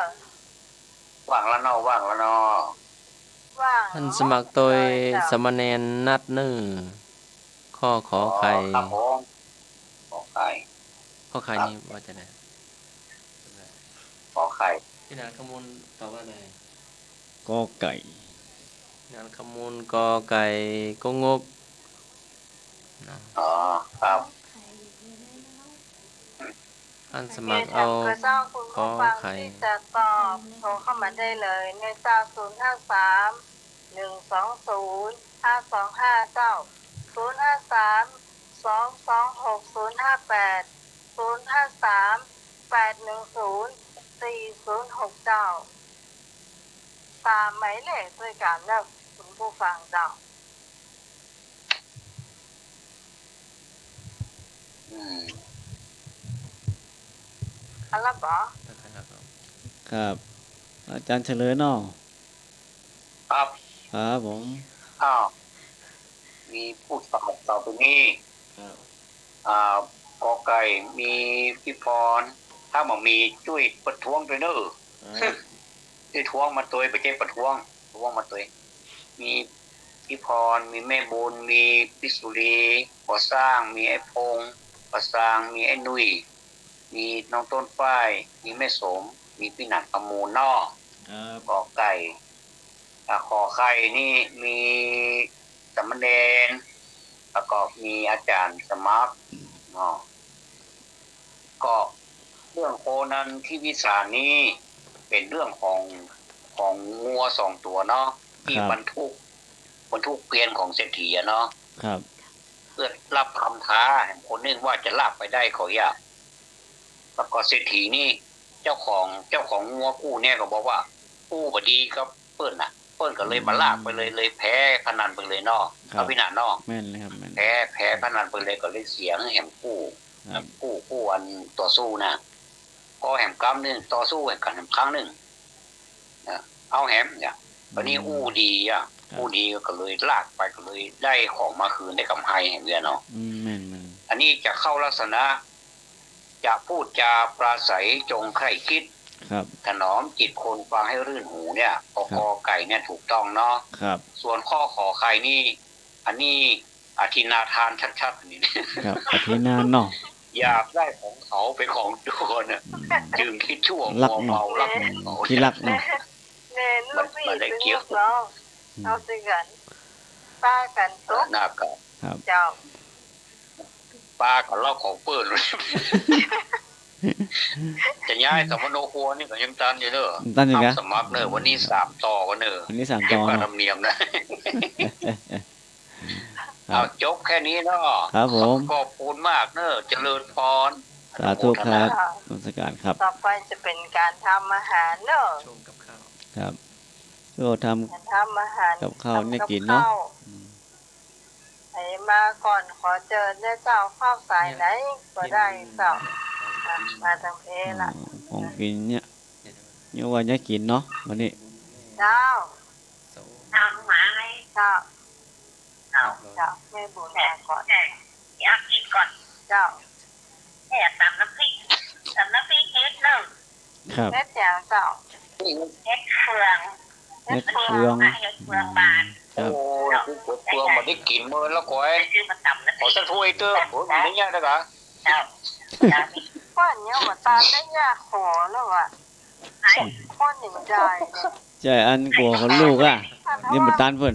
จะใครลูก มากน้ำพริกโลนอกแม่นอก เสื้อ ภาษาคนมากน้ำพริก แล้ว ก็เยอะก็ จะไปรับหัวหมูเนี่ย เจ้า จะตุกหมดกินละน้ำละเจ้าหน่อซื้อเฮ็ดนั่นหน่อสปาเฮ็ดบานนะ เจ้า เพราะโน่ดอกใหญ่ๆเจ้า3-4 ดอกมัน ครับ ซื้อมาละ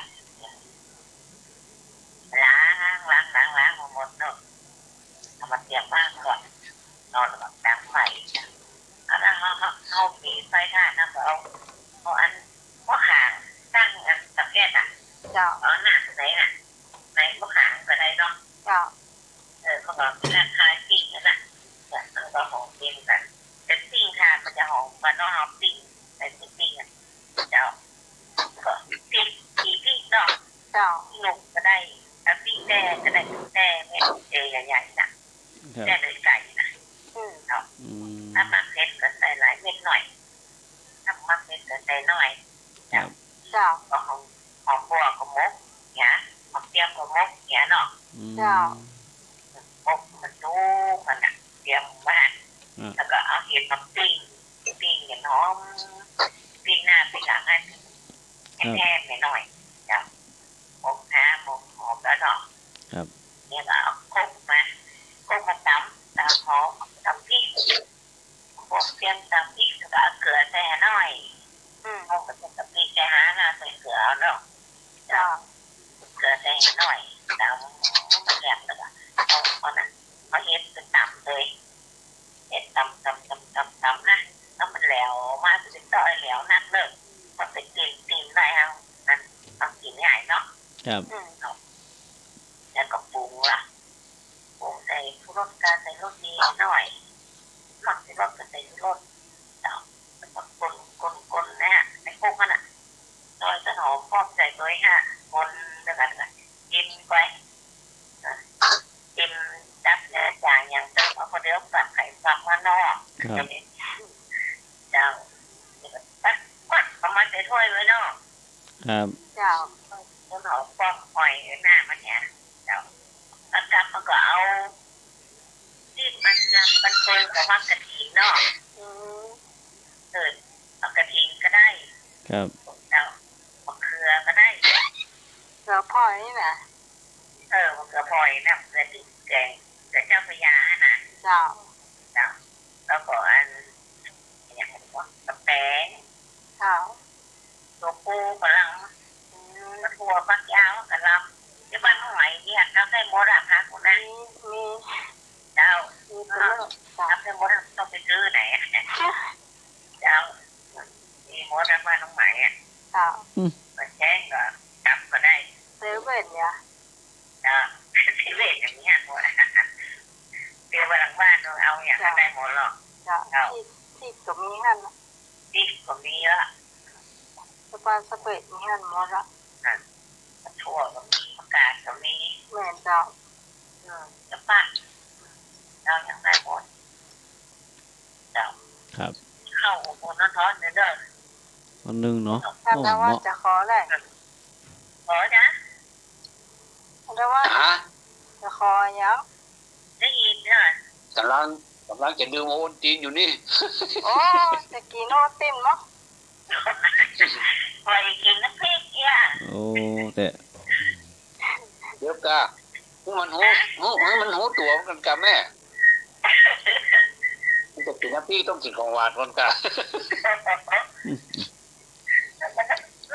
เอาขอตั้งถ้วยก่อนแล้วกันเนาะ มันรสน้ำพริกรสโอเตนมันคนละรสชาติหรอก จ้าน้ำเต้ากินแล้วไปพูดแล้วอ่ะยี่ใหญ่นี่ เราไปกินน้ำพ กิน ริ แล้ว ก ไป เล พูด ย แล้วเอาย่างโอนกินน้ำพี่ก่อนเนาะมาจะได้มันถึงไหนถึงกันบ่ เผ็ด โอ้มันจะเป็นรสชาติยังไงบ่ฮู้ได้ล่ะ นะครับ อันนึงหวานอันนึงเผ็ด มากกะโอ้กินถึงวันนี่เกือบถึงวันอะตะกี้ก็กินนะครับ ขับในขับน้ำพริกมันจะบลาม นี่ นะ มัน เนาะ ลำแต่ น้ำพริกมันรำตลอดเนาะ น้ำนี่ต้องเอาถ้าตำน้ำพริก ลวกกระลำลวกกระกระล ไม่ครับ ำจ้ะ หน้านี่ถ้าเอาตำพริกนะ ต้องเอาไอ้ปอก้าติเมียมานี่ไงกินด้วย โอ้ นี่ ยแกเซนอ ขยะแต่ พวกกัดเมียมาขนาดเมียยังตีน้ำหมดตีเฮากันน่ะ แกจะว่านี่ทหารมันนมจะเหมาะอ่ะ หมอแม่นครับมัน กำลังออกใหม่ หมอใหม่เนาะครับ เจ้า ครับ ก็พักอะไรเงี้ยก็ หลา ก้อนแป้ว ครับครับผม กินตัวระวังตัวกันนี่เนาะกินตัวระวังตัวกว่ามันตีเฮาเนาะ ได้กัน แน่ลูกจ้า ข นาดเมียมันยังตีมันจะเอามันจะไปค้างอ่ะน่ะ น้ำซีน้ำหอมเนี่ย ครับ เจ้า ครับผม แล้วอีกแล้วเลย เจ้า ครับ เจ้าวันนี้เจ้า ครับสวัสดีครับ ขอบคุณเจ้า ครับ ให้บุญตักน้ำพริกไปแล้ว วันนี้น้ำพริกนี่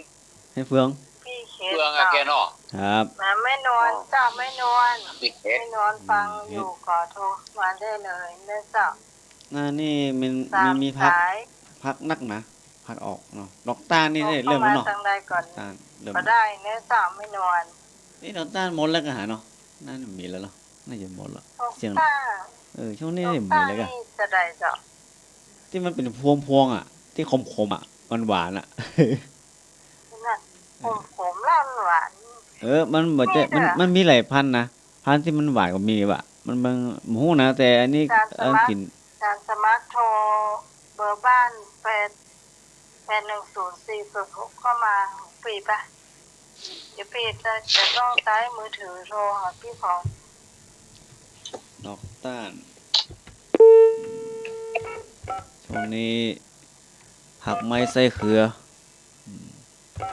เลอะช่วงนี้นะ อ้าว ครับ เดี๋ยวว่าใส่พระอาจารย์เนาะ อีเนาะ เจ้าได้ยินชัดเจนเจ้า อีก็ว่า ครับ ถูกมาเตอร์เด้อ ครับ ตะกี้บอกแล้วใจกับปกติเมียนะ น้ำหมอ อัน ครับ ปิดไปนานข้อมูลอย่างมาสอบกันกับพักปกติเมียน่ะ โอ้มัน มีอย่าง มันมีอย่างละมันล้ำดีนะมันกินง่ายไปเลย ยิ่งหนุ่มนี่ยิ่งกินง่าย ดีกาอ่ะ ครับ มันเป็นพักที่แปลกของเพิ่นเนาะ แม่นแม่นครับ ผมกินพักก็กินพวกก็ไปตีเมียมันนี่อย่างเมียมันจะคิดอย่างรู้เนาะ แต่ มันให้มีอดีตแน่ๆนี่ มันใช่ พักนี่แหละเนาะ มันนี่แต่เราพอดีเรากินประจำเนาะพักไม่ใช่คือนะกินพักคนชอบกินพักอยู่แล้วแม่นมีประโยชน์เนาะ มีประโยชน์ มีประโยชน์ เป็นสมุนไพรเนาะ ประโยชน์นักกว่าจิ้นเนาะกินข้าวหยังกินข้าวก็ตามจิ้นครับ แป๊บนึงนะเจ้าพี่พร ครับ พี่สายพรอยู่นะเจ้า กินไปถ้วยระวังไปกลางไว้ถ้วยเด้อ แล้ว กาต้องตรงเนาะ มีรายการเมนูคอสมาเจ้ามาเสนอ มาเสิร์ฟเนาะมาเสิร์ฟละ มารุมมาเจ้า ครับ พี่นาขมูลขยากินแกงผัดปากกาตีเมียแต่วันนี้พี่พรจะเอาค้อนมาให้นะเจ้า โอ้ยแกงคอด้วย เอาค้อนมาแล้ว แจกค้อน ครับ มีค้อนมาจอกเมนูนะเจ้า ครับ เป็นเมนูเป็นเมืองเฮานะเจ้า ครับ แล้วก็ วันนี้ เป็นเมนูหนึ่งเป็นเมนูอาหารไทยคือแกงส้มมะรุมนะเจ้า ครับ เอาเมนูที่หนึ่งก่อนเนาะ ครับ เอาเปิดเมืองนะเจ้าเอาค้อนก็มาปอกเปลือกนะเจ้าตัดเป็นท่อนๆนะปอกงามเนาะไปยาวไปสั้นลำไปนะเจ้าตัดให้เรียบร้อยคัดไว้นะเจ้าเอาตำน้ำพริกนะเจ้าน้ำพริกอ่ะใช้พริกสัก5 เม็ดแต่พริกแห้งนะเจ้าแล้วก็ใส่กระเทียม ครับ หอมแดงนะเจ้าสำหรับพี่พรปัจจัยครบพี่พรใช้เครื่องปั่นนะเจ้าอาศัยเครื่องปั่นเนาะมันง่ายดีและอวยใจนะเจ้าเอาพริก5 เม็ดใส่เครื่องปั่นเอากระเทียมเอาหอมใส่เอาน้ำใส่นิดหน่อยนะเจ้าและเอากะปิใส่เป็นตัวเช่นกันก็ได้อาหารใส่การทั้งหมดถึงรวดเดียวเลยนะเจ้าปั่นเข้าไปที่มันเข้ากันเนาะตั้งหม้อน้ำตั้งหม้อเอาน้ำใส่พอดีแล้วมันน้อยละไปนะเจ้าเอามาเทพริกที่เอาปั่นลงไปนะเจ้าแล้วเอาใจปลาแห้งหรือปลาย่างเขาเนี่ยเจ้าล้างให้สะอาดแล้วก็เอาก้างออกแล้วเอาแต่เนื้อมันเนาะเอาลงไปต้มในน้ำพริกแกงใช่เนาะพอเดือดแล้วก็ชิมดูรส รสใส่รสดีเห็นหน่อยหนึ่งก็ได้เจ้าพอน้ำแกงเดือดเขาก็เอาผักก้อมที่เราปอกเปลือกไว้รอให้หน้ากระต่ายลงไปเนาะพี่วานเจ้ารสดีบะหมี่รสรู้ใส่ได้เหรอรสรู้ก็คือชูรสนะถ้าเรามีชูรสเราก็ใช้แบบใบเชียก็ได้เจ้าเอาเฉพาะก้านมันเนาะจะหวานจ้ะถ้ามันมีรสดีก็รสรู้แบบธรรมชาติเนาะบ้านพี่นี่ปะละรสอันอย่างก็ต้นขยานนะพี่ปะเอาไปมันน้องไหมที่เอาก้านมันจะหวานรสจะหวานนะจ๊ะหากใช้เป็นผงชูรสได้เลยนะจ๊ะแล้วก็ต้มเอาค้อนก้อมใส่ลงไปรอปิดฝาหม้อให้มันสุกเร็วๆนะจ๊ะพอบีบค้อนก้อมมันนุ่มนึกว่าสุกแล้วเนาะว่าสุกแล้วเขาก็เอาผักละหรือผักชะอมใส่ลงไปนะจ๊ะ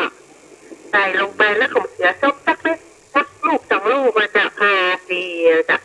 พา4พา5แล้วใส่ลงไปมันจะมีรสเขียวน้อยๆเนี่ยมันอมหวานนะจ๊ะแล้วก็จะหอมผักละอันนี้แบบตำราเมืองอันเก๋ค้อนก้อมแบบเมืองนะจ๊ะกินกับข้าวนึ่งนะจ๊ะแล้วเห็นเมนูหนึ่งเป็นแบบเมนูแกงส้มนะจ๊ะใช้ค้อนก้อมตักใหญ่นะจ๊ะถ้าพอเอามาคือมันจะมีซี่กันแล้วเวลาเราซักแล้วมันจะแตกออกมาเป็น3 ซี่นะจ๊ะเขาก็ขูดเอาแต่เนื้อมันนะจ๊ะเพื่อได้สัก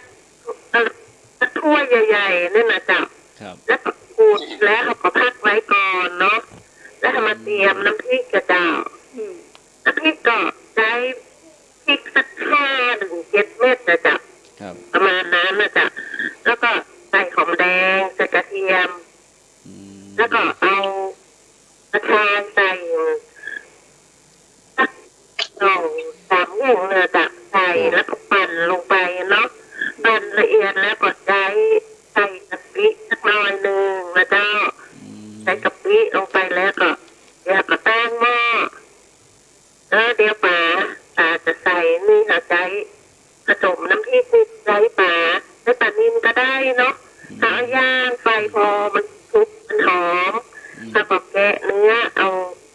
เนื้อป่ามาโขลกให้ละเอียดนะเจ้าโขลกละเอียดแล้วก็พักไว้ก่อนเนาะแล้วเรามีปลาโซเทมสักหน่อยหนึ่งนะจ๊ะ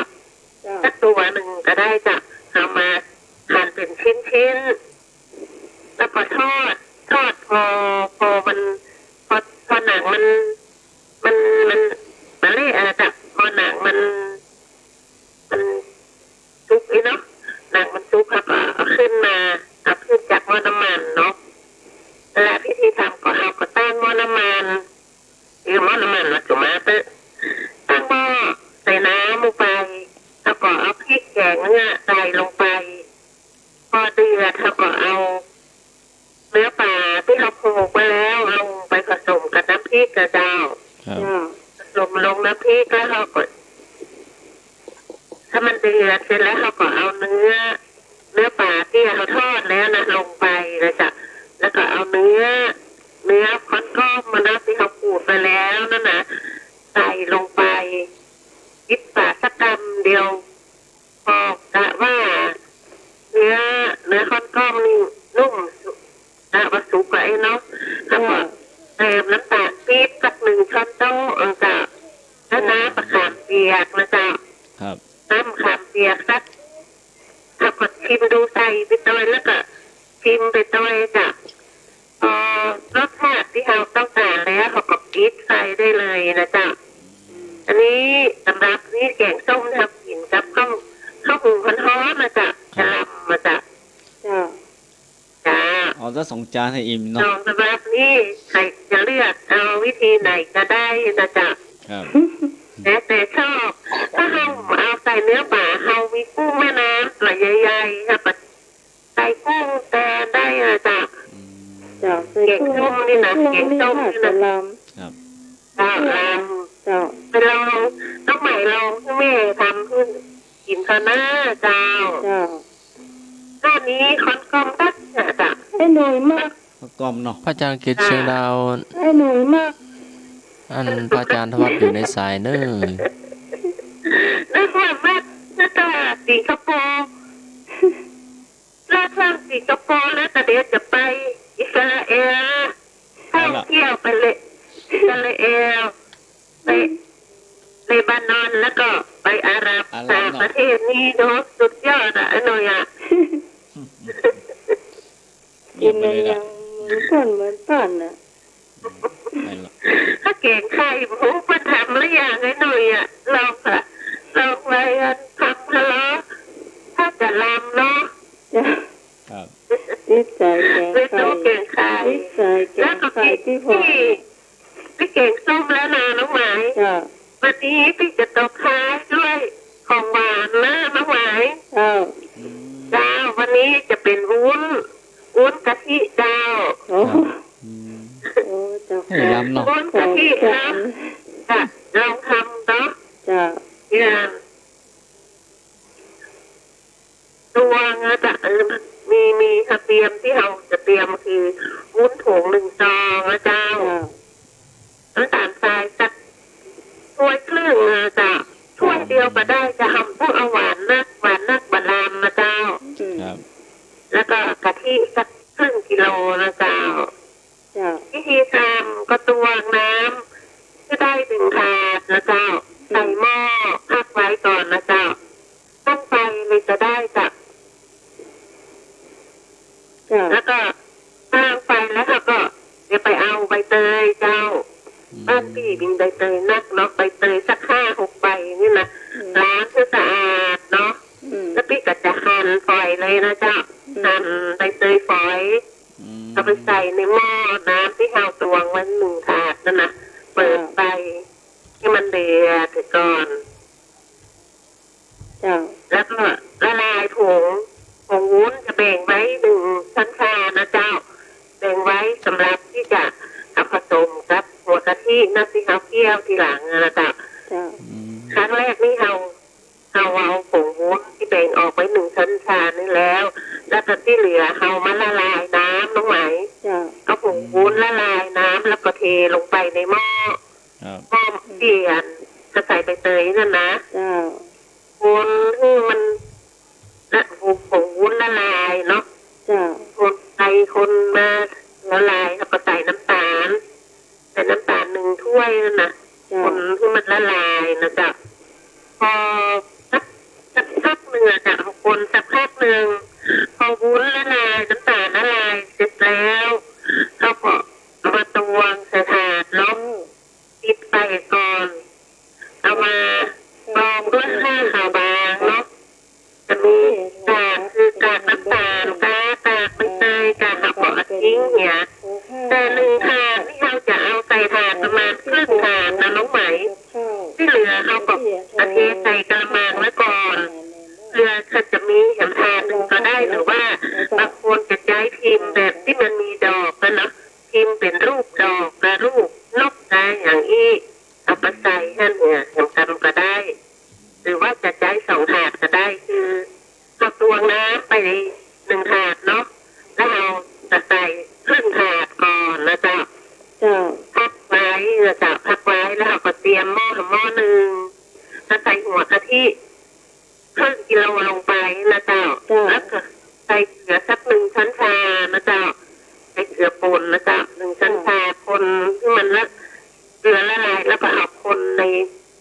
เอาไปตั้งไฟเนาะพอมันนี่เราก็คนไปเรื่อยๆแบบจะไปซื้อมันจะไปซื้อเห็นกันเมื่อเป็นฟองนะแต่ละคนไปเรื่อยๆมันเดือดดีการเราก็เอาผงวุ้นที่เราละไว้1 ช้อนชาละลายน้ำแล้วก็เทลงไปนะ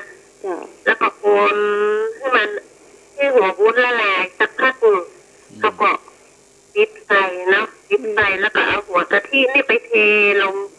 เปลี่ยนหัววุ้นที่เราเทครึ่งถาดเนาะเทลงไปแล้วก็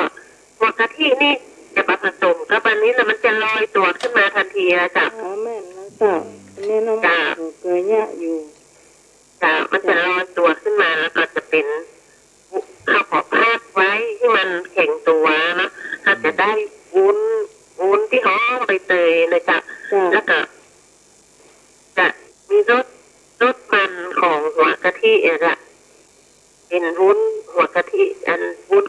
จ้ะและที่เหลือครึ่งถาด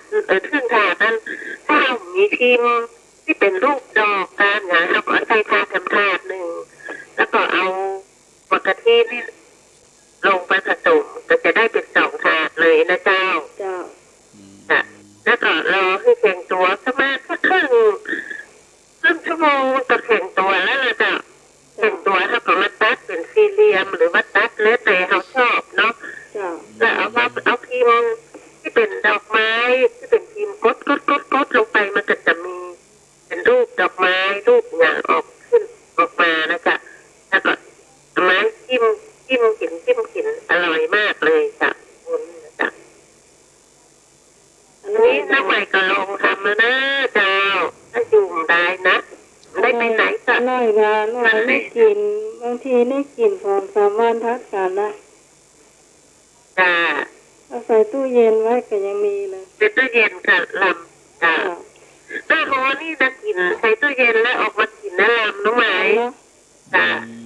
ชอบกินไอ้พงถ้ามีม่วงสุกแล้วเอาม่วงจะไปใส่ถาดเสร็จก่อนแล้วก็เอาวุ้นเทลงไปจะได้เป็นวุ้นผลไม้นาลำจ้ามาใส่เอาม่วงบอกให้มันเละแล้วก็สุกพอดีเนี่ยตัดเป็นชิ้นสี่เหลี่ยมเลยจ้ะเอามาถาดก่อนแล้วก็เอาวุ้นที่เราผสมอันที่เขากรองใบเตยกับจากน้ำตาลออกลงไปแล้วก็เอาหัวกะทิครับเองไปจะได้3 อย่างเลยเป็นวุ้นผลไม้ได้เลยเจ้าเนาะจ้ากินเมื่อใดก็ได้เนาะจ้าคารวาสบาขยากันเองคารวาสใครจะได้นะอยู่ในเวียงถ้าจะได้ฉันมันแล้วเนาะให้ฉันมันละแต่ยังการผมไข่พะโล้อยู่เนาะเจ้าครับกับข้าวแล้วกับข้าวแล้วต้องเว้ยสุดท้ายหวานนี่เดี๋ยวเราแม่นวลเข้ามานะเจ้าครับแม่นวลมันดูเดือดนี่นะเนาะจ้าวันนี้อีสานสวัสดีเจ้าครับสวัสดีครับนี่ดูเดือดเลยมีปอกาติเมียวะแล้วมีแกงค้อนวะเนาะโอ้หมอละอันนี้ตาปามตัวนี้ก็หายันเขี้ยวยันกลางหูหมอกะ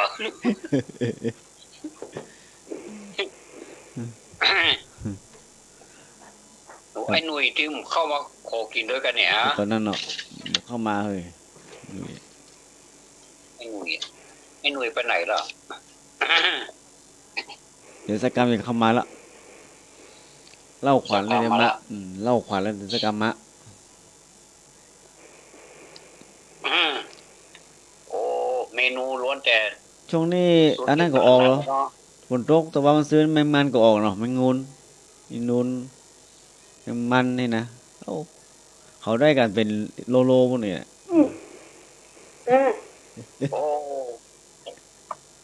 ฝนมันโตกันเนาะฝนมันโตเลยครับตำมันพี่ก็ลำกันดะเห็นปะครับพี่ก็ลำมันก็ครับมาแล้วเปิดเสียงก่อนแล้ววันนั้นฝนที่ตกนะมาแล้วโอ้มาแล้วครับสามเณรมาแล้วเจ้าครับจะได้ที่ไม่ได้ยินเสียงตัวเก่าเนาะประเดี๋ยวนี้นะจะได้ยินว่ะได้ยินเราได้ยินอยู่เนาะได้ยินอยู่ครับเจ้าแต่คนฟังตัวมากก็ได้ยินหมดละวันนี้ก็แม่เหี่ยวมาแหวงบ้านเปิดวันนี้วันไหนได้ปัดได้มาเหี่ยวมาแหวงบ้านเปิดวันนี้ก็มาเหี่ยวในคลื่น104.50ในการทำให้คลายเครียดเจ้าญาติโยมเคยได้ฟังเรื่องราวต่าง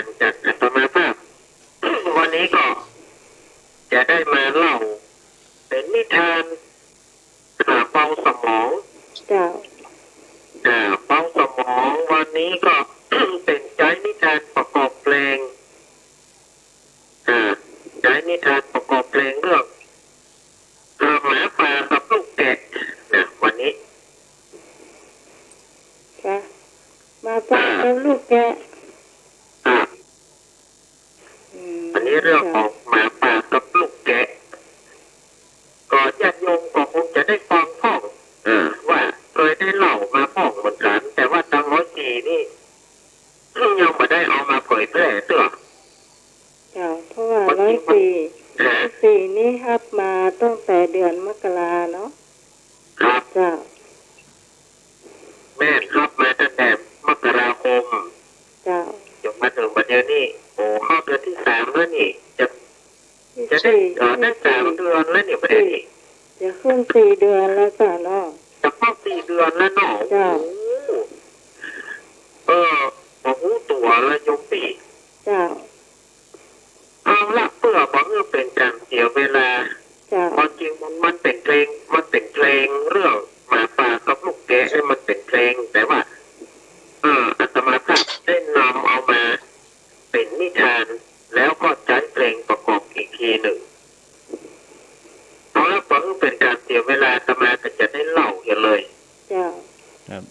ในดินแดนแห่งหนึ่งมีหมาป่าเจ้าเล่ห์หมาป่าเจ้าเล่ห์เนี่ยซึ่งบ่มีภัยที่จะเทียมทานได้ถ้าอู้ถึงหมาป่าตัวนี้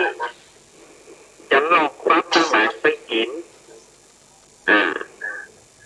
โดยใจเล่ห์เหลี่ยมต่าง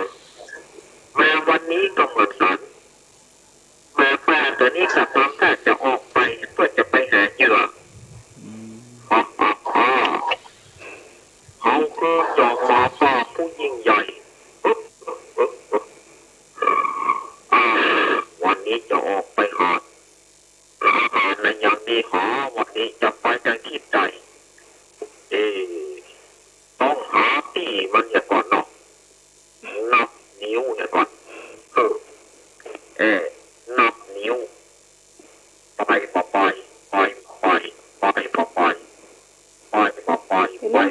คือระหว่างนับ30 1131เนี่ย2ก็พัด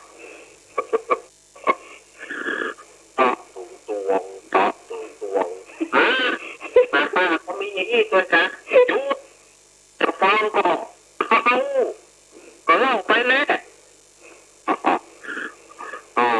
เขาจะไปหากินในที่ใดดี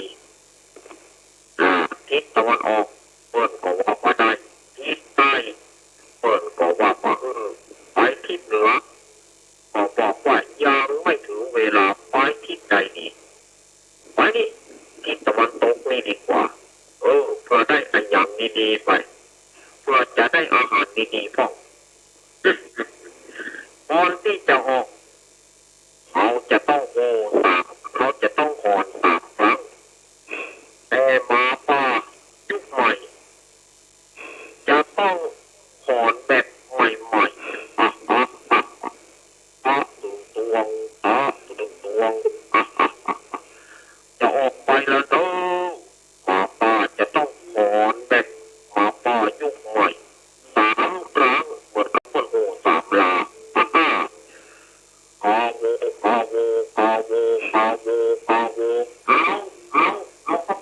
เอาเข้าไปนะหมาป่าหอนเนี่ยเหรอจุดจะฟังก็เล่าไปแล้วเอา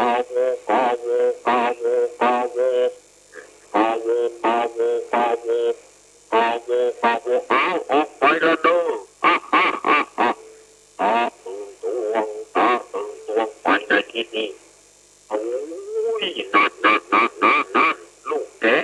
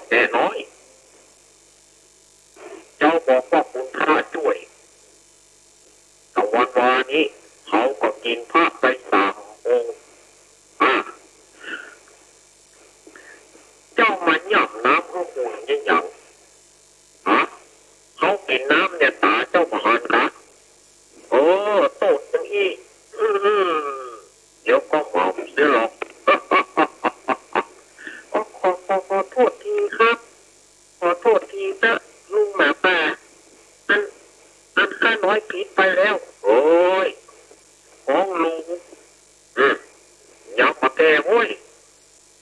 ขอโทษทีท่านแบบป่าที่เขารูปนี่ก่อนว่าแต่ว่าเจ้ามันย่อมน้ำเนี่ยอย่างข้ากินน้ำเนี่ยเจ้าก็หอนกะก็กระแสน้ำมันไหลมาตั้งข้านี่เถียงอีกนะว่าอย่ามาเถียง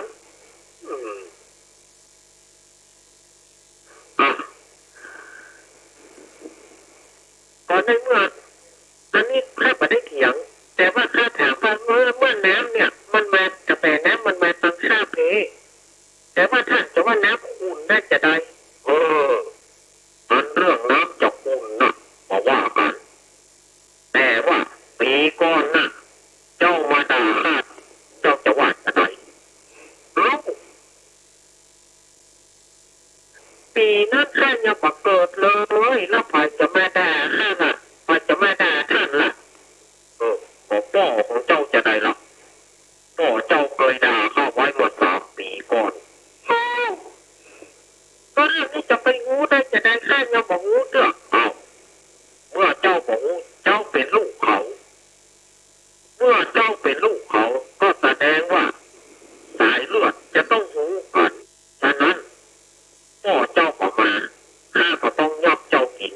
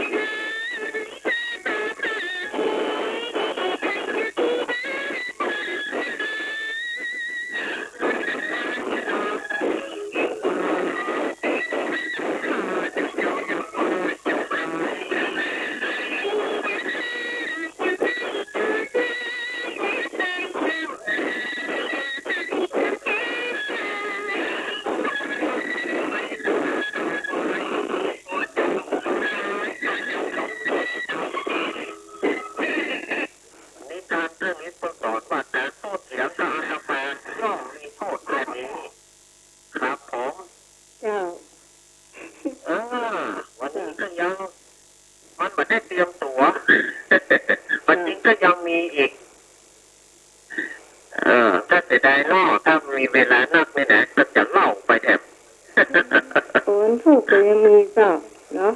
วันพุธมีอยู่เนาะ จ้า ครับเวลา5 ทุ่มแต่วันนี้ขาดตกบกพร่องด้วยประการฉันใดขออภัยกับโยมพี่พี่สมัยแล้วก็ทีมงานทำแม่คลายเครียดเดี๋ยววันพรุ่งนี้ถ้ามันไม่มีฟ้าไม่มีฝนหากว่าอากาศมันสดชื่นเดี๋ยวจะมาใหม่ในวันพรุ่งนี้เวลา5 ทุ่มขอบคุณเนอะประกาศจากโยมที่เปิดได้ฟังวันนี้ผิดพลาดด้วยประการใดขอสุมาอภัยขอบคุณโยมพี่สมัยแล้วก็ทีมงานทำให้คลายเครียดที่ได้เวลาเจ้ากระผมอาตมาภาพในวันนี้ขอสวัสดีเนอะต้องขอบคุณสามเณรรักปัญโยนันท์นะเจ้าจากวัดสันเมืองนะเจ้าตำบลเวียงหนองล่องอำเภอเมืองจังหวัดลำพูนนะเจ้าขอบคุณเป็นอย่างนักเลยที่เหมือนเราอำเภอเป็นหนังรองหนึ่งไหมอำเภอเป็นหนังรองไม่ใช่เป็นอ๋อเหรอคุณเปลี่ยนเป็นอำเภอเป็นหนังรองเจ้าต้นลุงแดงปิ่นเจ้าอาวาสนะกะจ้าครับ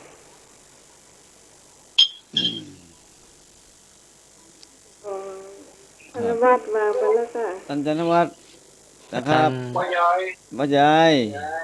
ต้นลุงแดงเป็นไงต้นลุงแดงอ่ะโตอย่ามาอู้เรื่องปอยหลวงทั้งนั้นกันดื้อตะกี้เป็นอ่านว่าปอยหลวงบางสแกงเหรอครับเอาแต่เนอะเอาแต่อ่ะอันนี้สมัยตะกอนนี่เนาะครับเขาไปปอยหลวงนะครับมันก็ไปแจ้หากี่ปีมานี้เนาะปอยหลวงก็ยังมีอยู่ปอยหลวงเนาะมีอยู่ครับมีอยู่ไปปอยหลวงนี่กำลังเขิงศาสตร์พออีเกะครับกำลังออกแขกอีเกกำลังออกแขกอยู่ออกแขกแล้วใหม่ๆนี่พระเอกกำลังจะออกมาหรอครับเดี๋ยวคนแรกเลยล่ะล่อก็ล่อเสียงก็ดีอย่างนี้นะคำเดียวนางเอกออกมาอ้อนแหมไม่นอศรัทธาก็กำลังจะตั้งหน้าตั้งตาก่ออีเกครับก่อพระเอกกับนางเอกเพิ่นจะแย่งอย่างใดเพิ่นจะเกี่ยวกันอย่างใดเนาะครับเพิ่นจะต้อกันอย่างใดเนาะพี่น่ะเนาะครับแห่งสักกรรมมีเสียงดังขึ้นแล้วหรอเสียงดังนี่มาจากกองอำนวยการนะครับฮัลโหลอีกแล้วเนาะครับที่นี่กองอำนวยการใจร้อยอ่ะที่นี่กองอำนวยการโอ้ไอ้หม้อจากกองอำนวยการครับคณะสถาวัด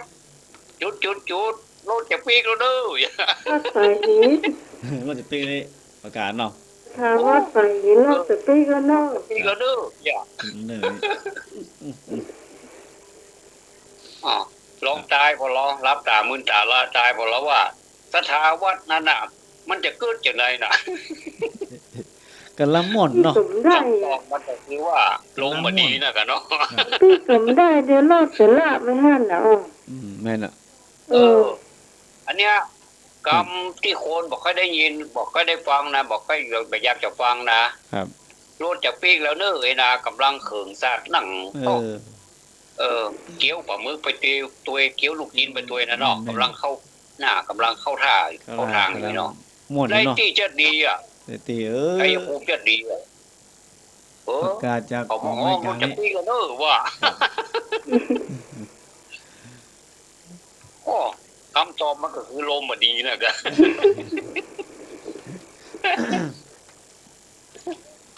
อย่างนี้มีตลอดเนาะเดี๋ยวนี้ก็ยังมีอยู่ปอยหลวงวัดไหนก็เดี๋ยวก็ประกาศเถอะคณะสถาวัดฝ่ายเห็นนี่เนาะรถจะเมื่อแล้วเนอเนาะเมื่อแล้วเนอพี่นานขมูลเป็นโค้ดครับพี่นานจะปีก่อนได้ปีก่อนนะนะเขาจะมาสั่งกันที่วัดไปเนาะโอ้ตก่อนนี่ช่วง 3-4 ปีก่อนนี่เป็นหลวงโอ้หลายตีหลายตังนะครับได้เอาบ่ครับเจ้าประกาศก่อจังประกาศครับเจ้าประกาศก่อบ่มีครับมีประกาศมีอันก็ว่าโดนตานุกไปโดนตันบ่ นี่กะ เรา ว่า จะ เดิน ปิด ตอน เล นี้ ย กะ นะเป็นกำมกแสลงหูกันนะหรือบ่ให้ฟังเราได้ นั่นก็กำลังเข้าที่เข้าทาง อั เนาะ นเนี้ยมันเป็น มัน ปัญ ม่วนอ หา ยู่ครับ นะ แม่น การต่อมาอีกไม่นานเท่าไหร่ อืม เลยมีการแบ่งพวกเลยอ่ะ อืม พวกหนึ่งที่ไปตัวผู้เจ้าถึงมาดูหรอ แม่น ผู้เจ้าจะปีประจำวัดอะไรหรอมันเดือกอะไรอ่ะ ครับอันนั้นแหมการหนึ่ง ทำการหนึ่งครับ สำหรับคนหนุ่มคนกำรถจ้างฟ้อนกาหรือว่าคนเฒ่าที่เปิ้นแบบชอบอีเกกะอายุรถแหมการหนึ่ง ครับ ถ้ารถกันแรกอย่าปีกเขาปีกเด้ออ่ะเขามีรถเขาปีกเลย ผมว่ามีแหมกันนะแหมกันนี่ มีแหมการอยู่ แหมกันนี่มันนี่ไอ้บอกว่าตู้บอกว่าพระเนาะบอกว่าอันคนบ้านเนี่ยเป็นหุ่มหยังหุ่มมวยเนี่ยเนาะมันเตี้ย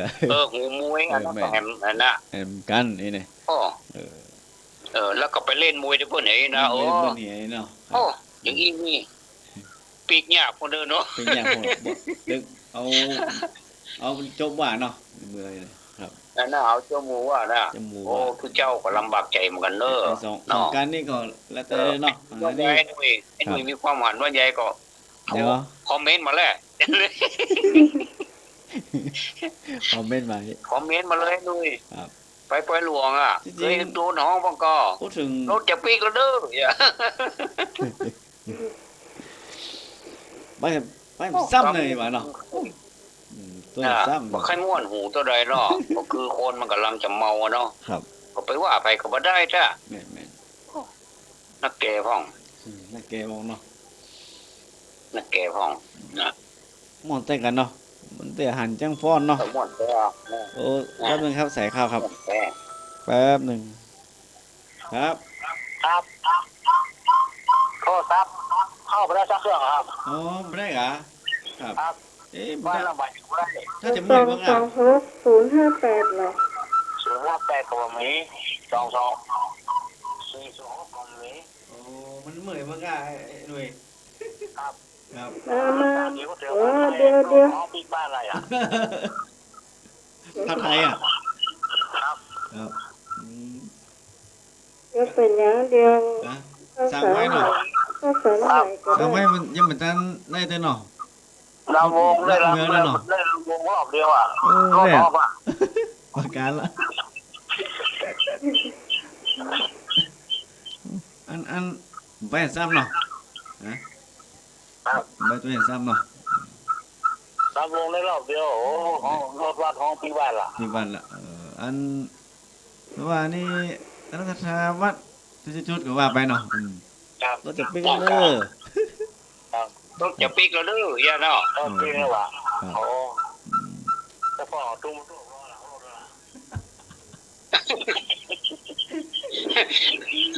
ถ้าหน้าหนาวตุ้มบ่ท่วมด้วยแล้วเนาะ ตุ้มมาตรวจเดียวท่านทวัดมาบ้านเนาะอันเดียวตุ้มมาตรวจไปส่งคืนเพราะว่า โอ้โหมันหนาวหรอตุ้มบ่ท่วมยุ่งไว้อ่ะ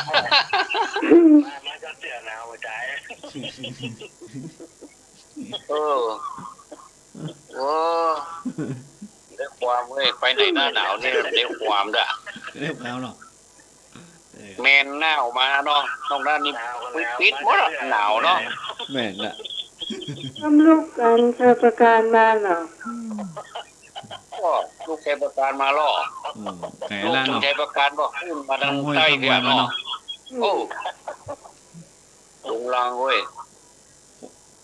รถบานใส่หน้าต่างโอ้โหอ่ะโอ้เขางออย่างกุ้งเลยแต่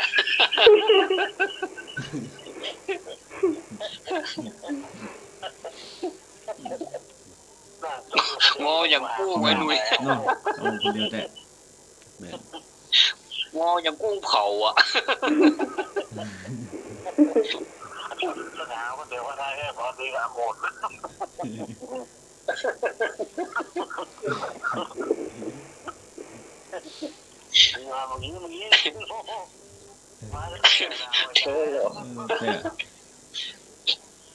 ไอ้หนุ่ยมีเชื่ออย่างมาเล่าสู้กันฟังมั้งเนี่ยเอามาสู้กันพ่อ อันนุ้ยมีเจี๊ยบอ่ะเจี๊ยบเล่าสู่ก่อนฟังบ่อาจารย์ทวัฒน์ครับ เชื่อเลยไหมครับ เจี๊ยครับ เ เจนี่ก็อีเก้นะกะ อีกเกี้ยวอ่ะ ครับ ครับ เล่นอีเก้นะกะนะกะ อืม ทำถึงเวลาเนาะ ครับ บ้านกี่เข้าด้านหลังเวทีอ่ะ อืม กี่เข้าได้กับเป็นโมอะไรเก้เนาะ ครับ นี่มันเล่นมันกี่เข้าไปอ่ะเป็นโมอ่ะเนาะ ครับ เวลาเปิดออกถึงเวลาออกหน้าโอ่ะแต่เจ้าของเป็นนั้นพระราชาเลิกเป็นคนใจ ครับ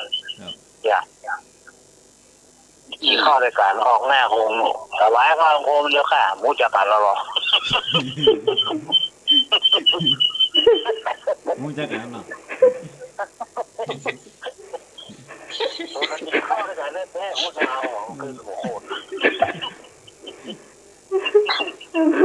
มันก็ครบเหรอ ครับแล้วมันจะทำไมเนาะอีกเกี้ย อันนั้นก็อันนั่งรถลับเดี๋ยวมันล้ำบ้าน ครับ นั่งรถไปพวกไปทางเหนือว่ะ ครับ เดี๋ยวมันลับอ่ะเนาะเดี๋ยวมันเลยบ้านว่ะสอนถูกเก่าหรอกไปกับหมูนะ อืม ไม่ใช่เฮาก่อนแล้วก่อนเนอะ เลยบ้านไป ล้ำบ้านจัด ไปทางเหนือ จัด นี่ ไก่อ่ะ ไม่ เป็น เห ส ลื อ อง กิโลก็ หนูกันรับเนาะ เด้อก็เด้อเฮียพุทธามพุ่มละ ครับ เอาบ่าไหนๆก็มาเลยนะบ่ารถเตี้ยวปีกบ่ เตี้ยวปีกเงินไหลก็ย้อยมาถึงบ้านน่ะ อื เมียมันถาม ครับ โอ้พ่อมันอยู่มาเดี๋ยวนี้อยู่ในปากย่อยเด้อ อืม อยากกินข้าวก็ยัง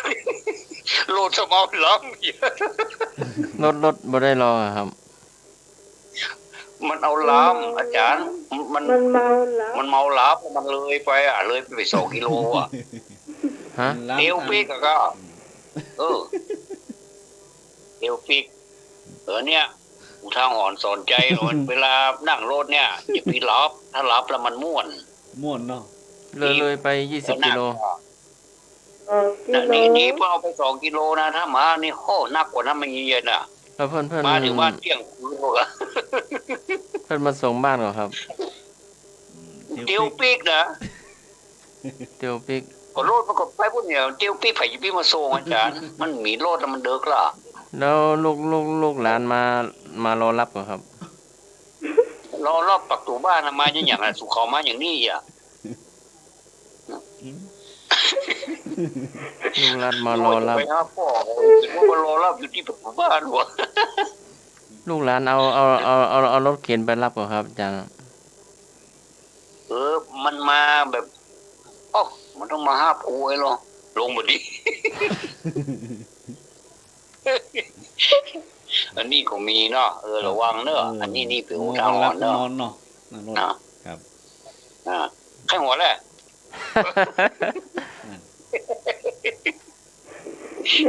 เน้นน้อยเถิดรับกันเหรอ โอ้นี่น้อยอันหลับไปแล้วนี่น้อยจำวัดแล้ว ไป เน้นน้อยเน้นนัดสมณเณรนัดจำวัดไปแล้วเนาะละอ่อนนั่นให้หลับไป อา แล้ว จารย์มีก็ส่งไม้ต่ออาจารย์เลย อาจารย์สมัครอ่ะ ครับผม ครับ เจี๊ยบ ก็ช่วยกันเที่ยววัดเนาะก็ต่อหรือแตนนี่นะครับ มาต่อยลูกศิษย์นะครับ เป็นค่ะถ้าต่อยนี่กูก็เห แต ลื นเนี่ย อว่ะ แตน ต่อยสำเนนทิติ น้อยปองกับน้อยสายฟ้าบ่ได้ต่อยนะ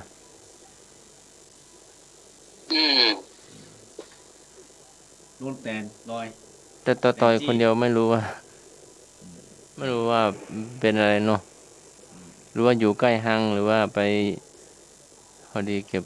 สังกะสีเนาะหรือว่าแตนมันเลือกต่อยหรือว่าอยู่ใกล้รังหรือเปล่ามันเนี่ยจะเนาะ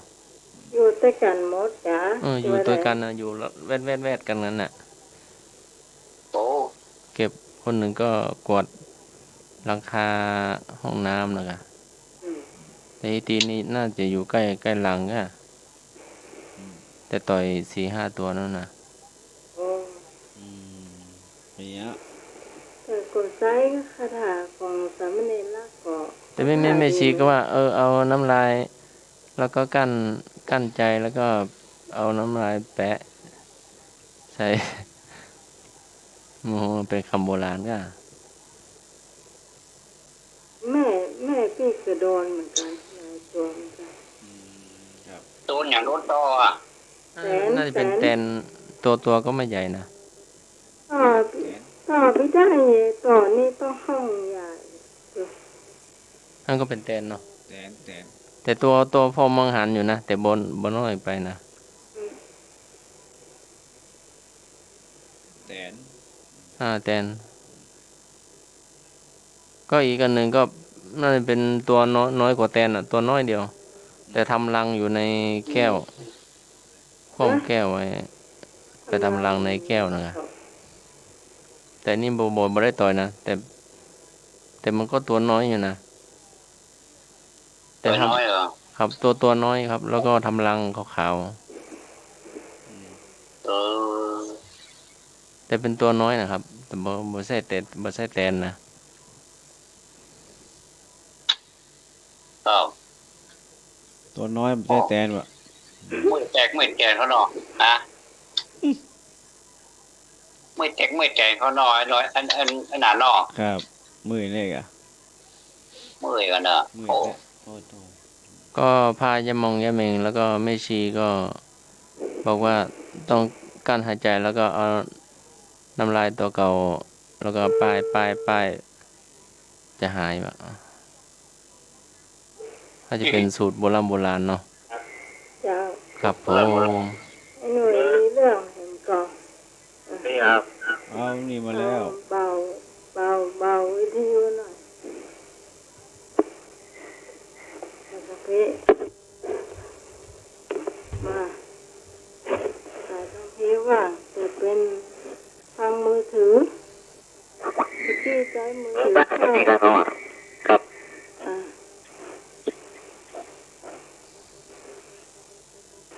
เจ้า ครับ ว่าไง เอาบอก เอาเลย ไม่หัวหรอก ไม่ร้านตามไปยังไงไหมล่ะต้องเคยยังไงบอกเป็นรายการเรียบร้อยอ่ะ ครับ ไปเดินตัวแห้งกับแห้งเลยล่ะชอบที่ห้าหรอกซื้อการหลวงอะไรพวกน่ะอยู่กับแห้งเดี๋ยวมันจะ2 คน2-3 คนกระจายหมดละเดี๋ยวเครื่องแรงเพิ่มจ้างเนี่ยคนไหนรีบอ่ะเครื่องแรงเพิ่ม2 จานกว่าอีกไปชุ่ม ได้เลื่อนเนี่ย ได้ ได้เลื่อน ขึ้นใช่หรอบ้านผู้ใหญ่ห้าเป็นของติดตามอ่ะขึ้นอะไรกว่ามีเจ้าหน้าที่นั่นหรอมากดเชี่ยวจางอ่ะโอ้รู้แล้วนะไม่คนเฝ้าก็เชี่ยวจางกินเงินว่างเลยกว่าอย่าง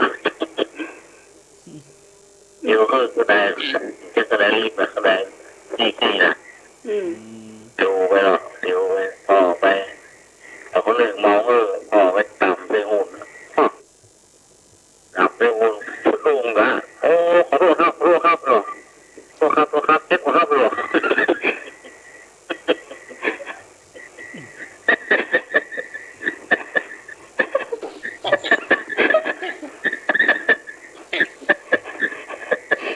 ยังได้ผมมีแล้ว ฝั่งเสียลูกแม่ลูกหาเจ็บเข้าหรอเพื่อนมาแล้วเพราะว่าเป็นผู้ใหญ่ผู้ใหญ่หรอ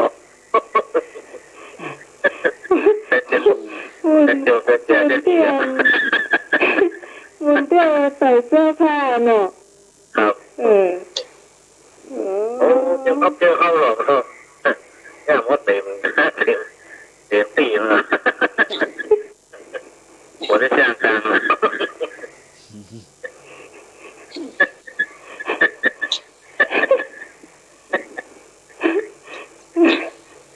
อันนี้มันเหลือ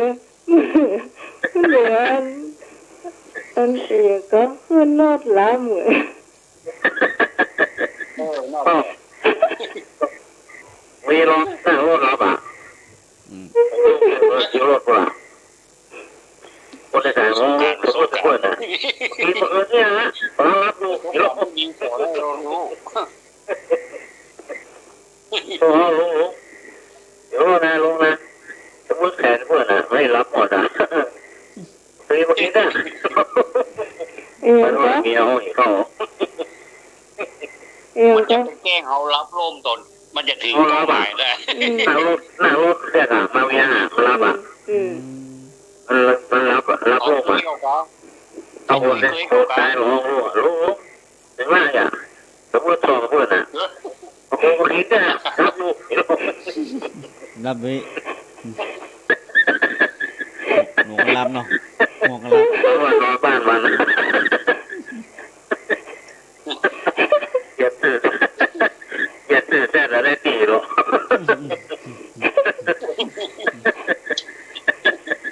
รับเลยไปกี่กิโลอ้ายมันถึงแล้วปวดท้องเลยมันถึงแล้วคนขับรถคนตายนอนกับน้องลูกถึงแล้วเรียกกันมันกำลังจะฟันหันอยู่กันเนาะฟันนี่ไงมันลูกไม่ได้เกินแล้วบ้านมันลูกสองคนลูกแล้วก็กินนะเข้านึกว่าปวดท้องกินข้าวนึกว่าห้องกินข้าวปีหน้าต้องเลยอ่ะ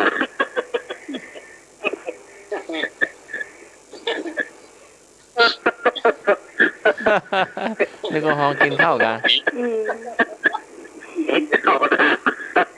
เราเอิญว่าจะได้พ่อกินเตื้อโอ้แล้ว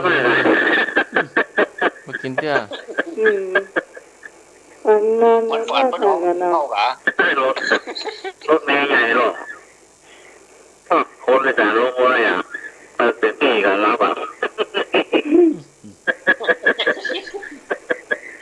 บางทียุ่งยี่ตาเนาะ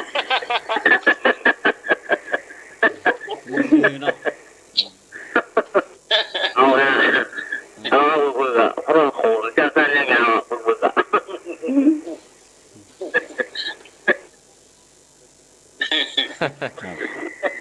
แล้วลดเลยไปก่อนหรือว่าหลับต่อพอรับไป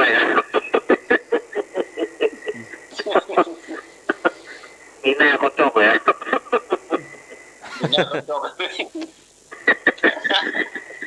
มีหน้าเขาจ้องว่ะใช่รับหมดอ่ะรับหมดเนาะมีหน้าเขาจอกปวดน้องรถหมดล่ะนี่มีอะไรหรอจ้าเรียกป่วยอ่ะน้องกูป่วยเนาะกูยาเนี่ยนะป่วยมันร้อนมันให้ใจนะแต่คนมาเฝ้ามันเล่นแล้วเนี่ยมันคือร้อนเนี่ยป่วยหน้าเฝ้าเนี่ยอ่ะเองร้อนเลยอ่ะไปมาเมื่อคืนเลยอีกแค่เราหมอทุกอมแกแม่โขกคนอื่นฮะไอ้ยังก็ข้าได้ก็มันไปเยี่ยมคนไข้คนไข้นะแล้วว่าคนไข้ว่ามันที่ดูมันได้แล้วเป็นร้อนมุกเลยอ่ะต้องร่วมนอนแต่เนี่ยหรือคุยนอนแล้วลูกแต่เนี่ยแค่นั้นแหละแล้วผมก็ตกหรอกเนี่ยแล้วมาในบ้านมาจี้ข้าวก็ใส่โอ่งมาโอ่งพบตลาดน่ะนั่นครับโอ้เราเปิดไฟพอโอ้แล้วไม่ใช่คนไข้เอาไข้ไปไหนนะลูกบอกนี่เป็นไทยมั้งอ่ะเป็นไทย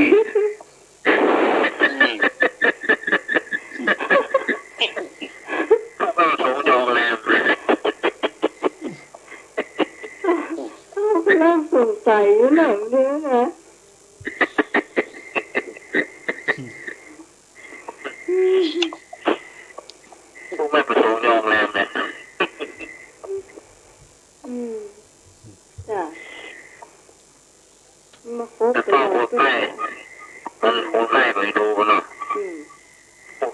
กูละลึกมาแก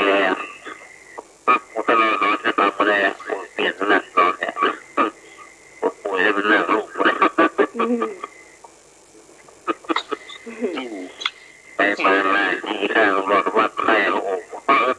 เปิดว่าขนมโคก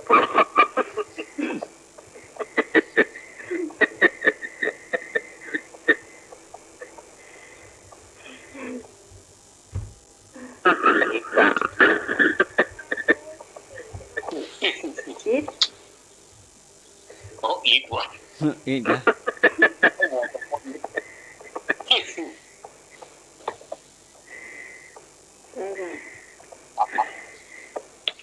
โอ้ ไปอย่างอ้อ ยัง ค่ะ กูจะเที่ยงแล้วก็เนี่ย ครับ เที่ยงคืน จ้า แล้ว อย่างอ้อ อาหารเนี่ยที่เข้าตา ทหารอย่างคิดว่า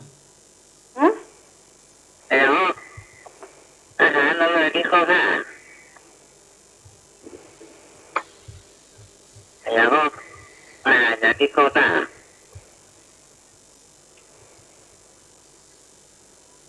ไอ้ยังหมูเด้อ อันอย่างอ้ออะไรนะ แล้วอาหารอะไรที่เข้าตา ทหารเหรอ อะ ทหารเหรอ อาหารเนี่ยที่เข้าตา อาหาร ทหาร อันอย่างเข้าท่า ครับ เข้าท่า แกมาคนก้อมก็ แกงมาค้อนก้อม เข้าท่า ครับ แม่ แล้ว บอก ที่อาหารเนี่ยที่เข้าตา ไอ้ยังหา เข้า อย่างฮะ ท่า อาหารที่โยนเขาเลย ยำผักรวม ยำผักลงยำใบเบี้ยงยำใบเบี้ยงยำเตายำเตาย ำเตาช่วงโควิด แล้วอาหารที่เขาบอกที่เข้าตาย ำเตาอยู่ที่เขามันเข้าไปอยู่ในท่าเวลาเขา แล้ว เก็บหมด ที่ เลย เข้า อ่ะ ตา เข้าตาอะ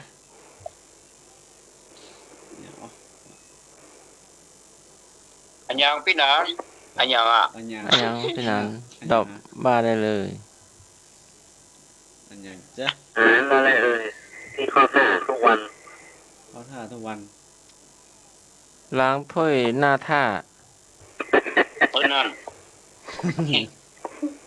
ตอบมาได้เนอะต่างพี่หนานะเจ้าหรือว่า053 ได้เลย ส ได้ อง เลย สอง จักรเหรอติด ฮะ จักรเหรอ 226เนาะ มันติดครับรับปิ้งวะ นับปิ้งหมอก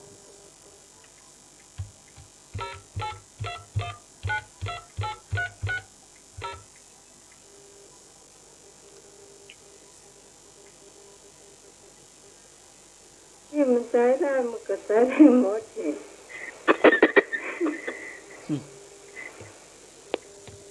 โทรศัพท์เงียบนี่แสดงว่า รับละ โทรศัพท์หลับแล้วก็ เดี๋ยวบ้านน้ำใหม่ดีตลอด อืม ดีตลอด โทรเข้าสายนาใหม่เนื้อโทรเข้าสายพี่นานขมูล เพราะว่า 091 ให้โทรศัพท์บ้านกู้อยู่เนาะ แม่น091 856 8410ครับ 09 เดี๋ยวอาหารอะไรที่เข้าตา บ่ได้เฮ้ยพระอาจารย์ทวัดได้เหรอ อาหารอะไร ผมว่านะผมกดท่าอย่างเขาถูกซะยังอ่ะ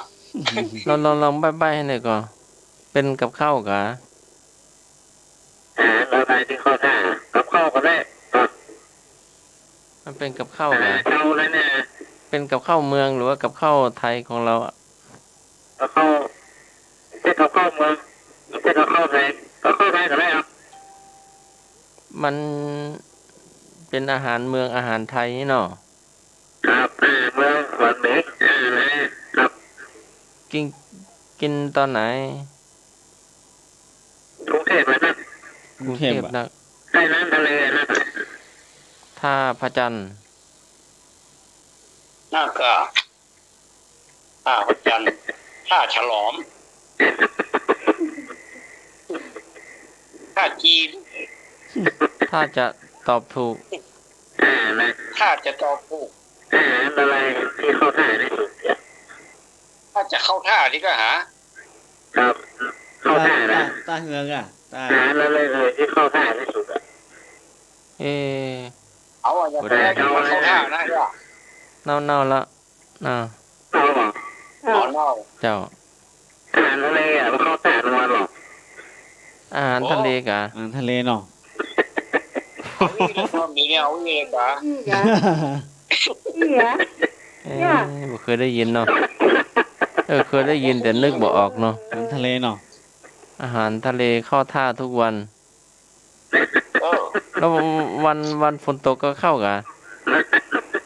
วันฝนตกก็เข้าท่า หน้าหนาวก็เข้าท่า หน้าแรงก็เข้าท่าอ้าว บ่มีวันหยุดดอก เป็นประโยชน์ อ๋อ เอา มีมายุนเนาะ จำไปอีกนานเลยนะเนาะ ครับ เฮ้ยจำไปอีกนาน มาจากห้องใหม่นะกะห้องใหม่กินข้าวเอ็กซ์กับมันน้ำข้าววันนี้ก็พ่อกับเขาได้ว่ะ เขาทานเนาะ อาหารอะไรเข้าท่าวะ ไหลเข้าท้าย บ่เคยได้ยินนะถ้าจะจำไปอีกนานอาหารอะไรเข้าท่า อาหารทะเลเนาะ ทะเล ครับอาหารอะไรอ่ะอาหารอะไรที่เข้าท่าทุกวันอ่ะ เขาตาดึงวัน ท่านสมบัติมาสู้กันสักกรรมมา อ้าวพระอาจารย์วัดอย่างอ้อล่อ อันอย่างอ้อโอ้ลืมไปแล้ว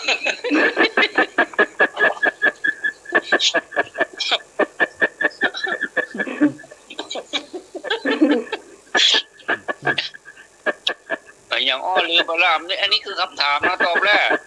ลืม ไอ้ ไป อย่างอ้อลืมไปแล้วอย่างอ้อ แล้วเนาะ มาจำให้ฟังคำตอบ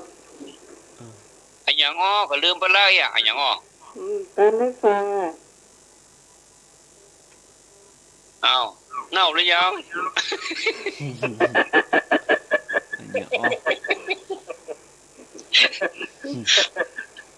เอาไว้คิดคืนเด้อคนพวกเขาว่ากันได้เด้อตอบกันได้เด้อ ตอบได้เนาะ ถามเลย เรื่องมันใหญ่โตเลยนะ เป็นยังเอาไปเถอะเนี่ยใจดี ครับ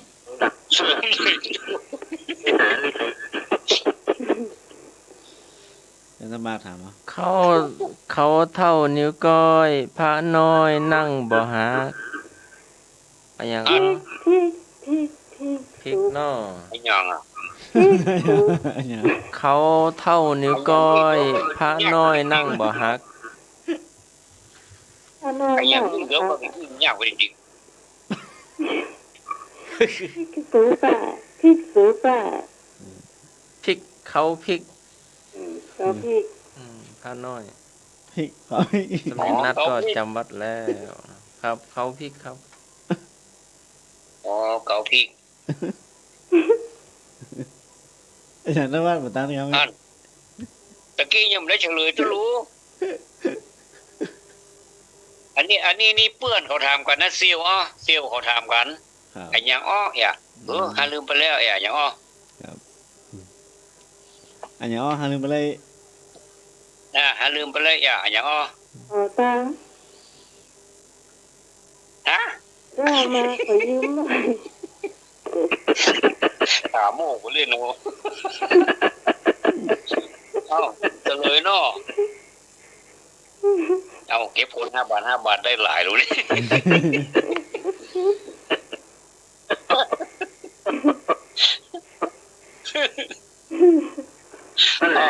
เฉลยเนาะพูดเลยก็จะตื่นหน่อย เฉลยว่าเกี่ยวกันเนาะ ครับ เฉลยว่า หาลืมอ่ะ น่าลืมเลย น่าน้ำหมายตอบถูกนะ ฮะก็มันตอบว่ามันอันอย่างอ้อเนี่ยหาลืมไปแล้วอ่ะก็หาลืมอ่ะ ลืมแต่เนาะลืมแต่กันเนาะ เอาพี่นานมีอย่างพ้องหน้าพี่นานเรามาโชว์หรอ อันจันทร์สมาโชว์ดีกว่านี่จันทร์สมาโชว์ดีกว่า เอางั้นน่ะ ครับ ขั้น2 นาที ให้จันทร์สมาโชว์ ครับ มอมาอย่างเอ่ยเนี่ยก็ตาผู้พี่ผู้พี่วันนี้วิ่งรับตาอู้นะเดี๋ยวนี้ จะโดนนั้นข้าจ่าหลายละเปิดเพลง ยังก็ยังก็ เปิดเพลงคำมอนก่อนลาแล้วมันจะ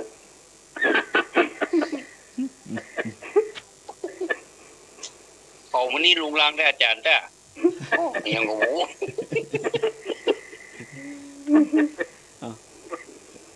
เอาแล้วกัน เอาละครับอ่ะ เอา ตกลงบ่ อย่างอ้อ หาลืมอ่ะ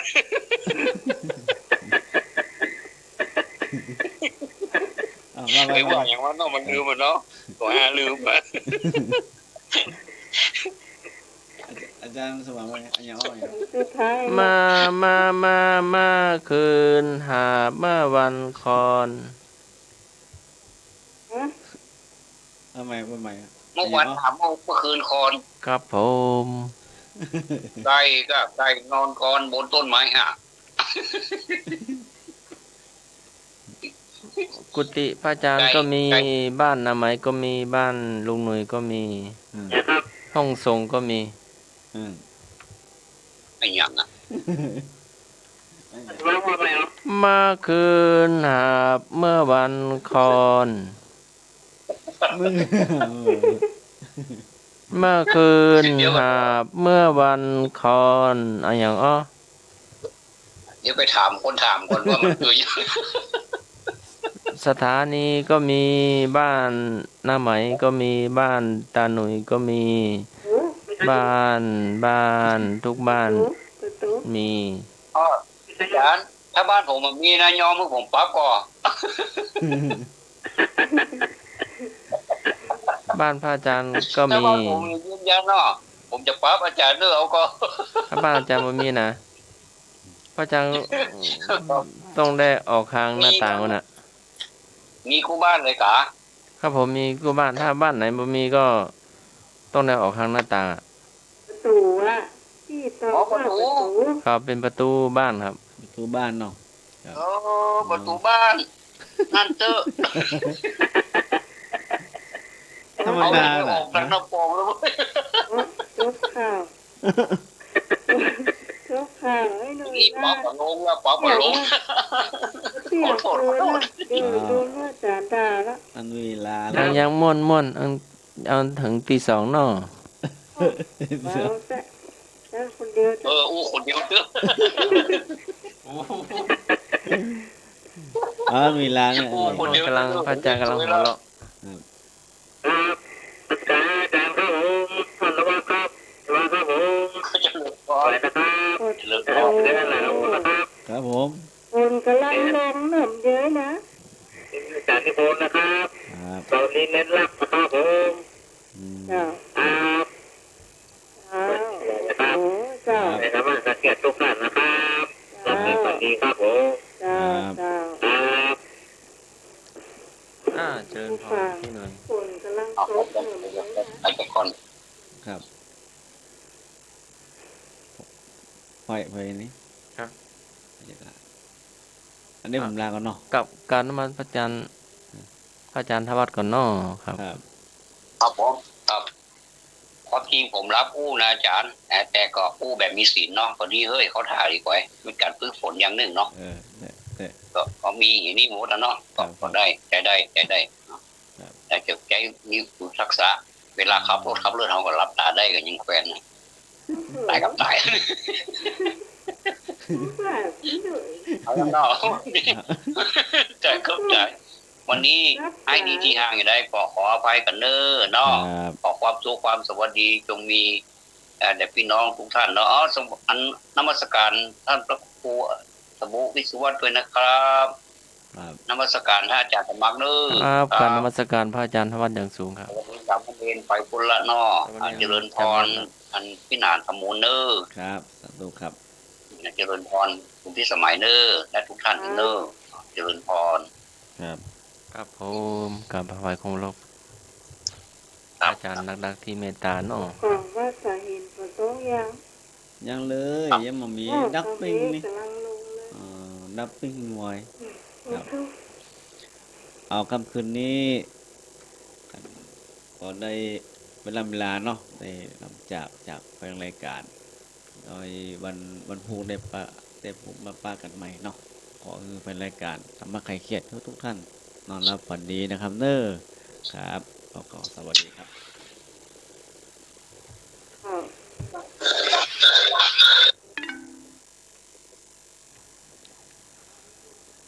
คาโนโวมาอุปัจจคาอย่าปล่อยการเวลาให้ล่วงไปโดยเปล่าประโยชน์ค่ำคืนนี้ผิดพลาดประการใดก็กราบขอสุมาภัยครูบาอาจารย์ด้วยความเคารพอย่างสูงก่อนนอนก็ไหว้พระสวดมนต์แผ่เมตตาหยาดน้ำเดินจงกรมหลับเป็นสุขตื่นมาเป็นสุขขอเจริญพรสำหรับค่ำคืนนี้ขอบคุณคุณผู้ฟังทุกเสียงทุกสายที่เป็นเพื่อนกันไปกลุ่มเป็นทีมกันนะเจ้าเราจะมาพบปะกันใหม่ในคืนพรุ่งนี้นะเจ้าสำหรับวันนี้ทั้งใหม่พร้อมทั้งทีมงานธรรมะคลายเครียดขอบคุณพระอาจารย์พระครูสมุวิชวัฒน์วรกิจโจผู้ในการสถานีนะเจ้าที่เมตตารายการนี้มาโดยตลอดขอบคุณเป็นอย่างยิ่งนะเจ้าสำหรับวันนี้ลาคุณผู้ฟังไปเพียงก่อนสวัสดีนะเจ้า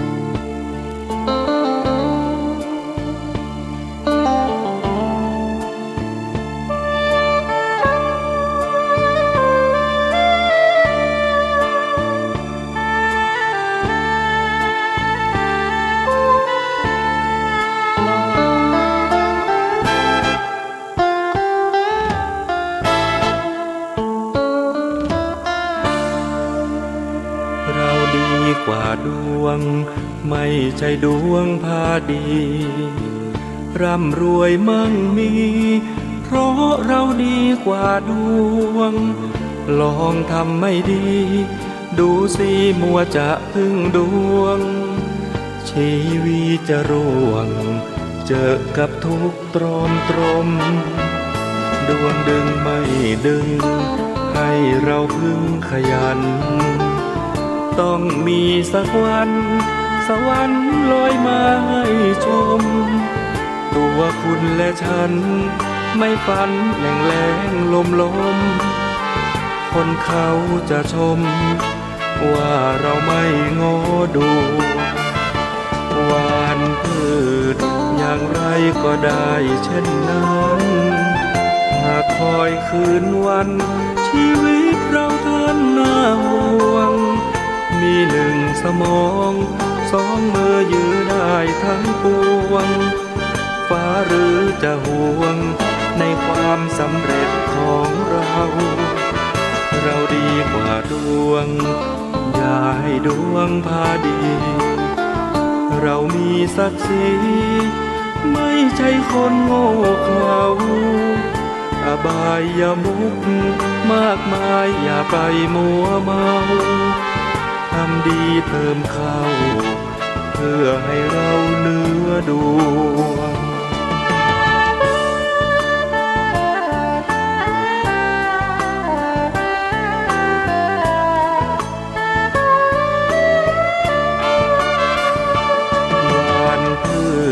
อย่างไรก็ได้เช่นนั้น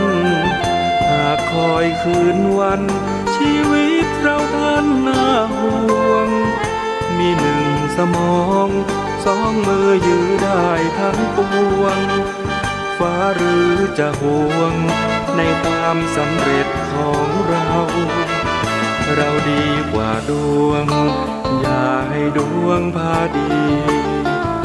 เรามีศักดิ์ศรีไม่ใช่คนโง่เขลาอบายอย่ามุกมากมายอย่าไปมัวเมาทำดีเติมเข้าเพื่อให้เราเนื้อดวง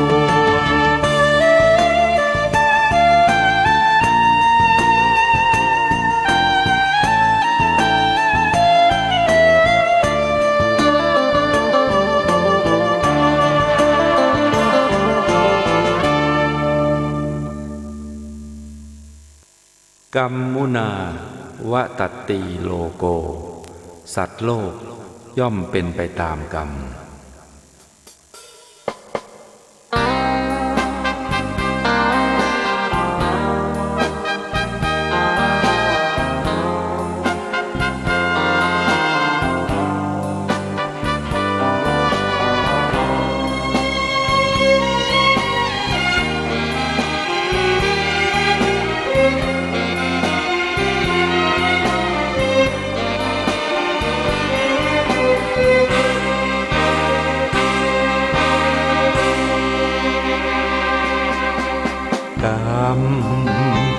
อำนาจกรรมกุศลกรรมหรืออกุศลกรรม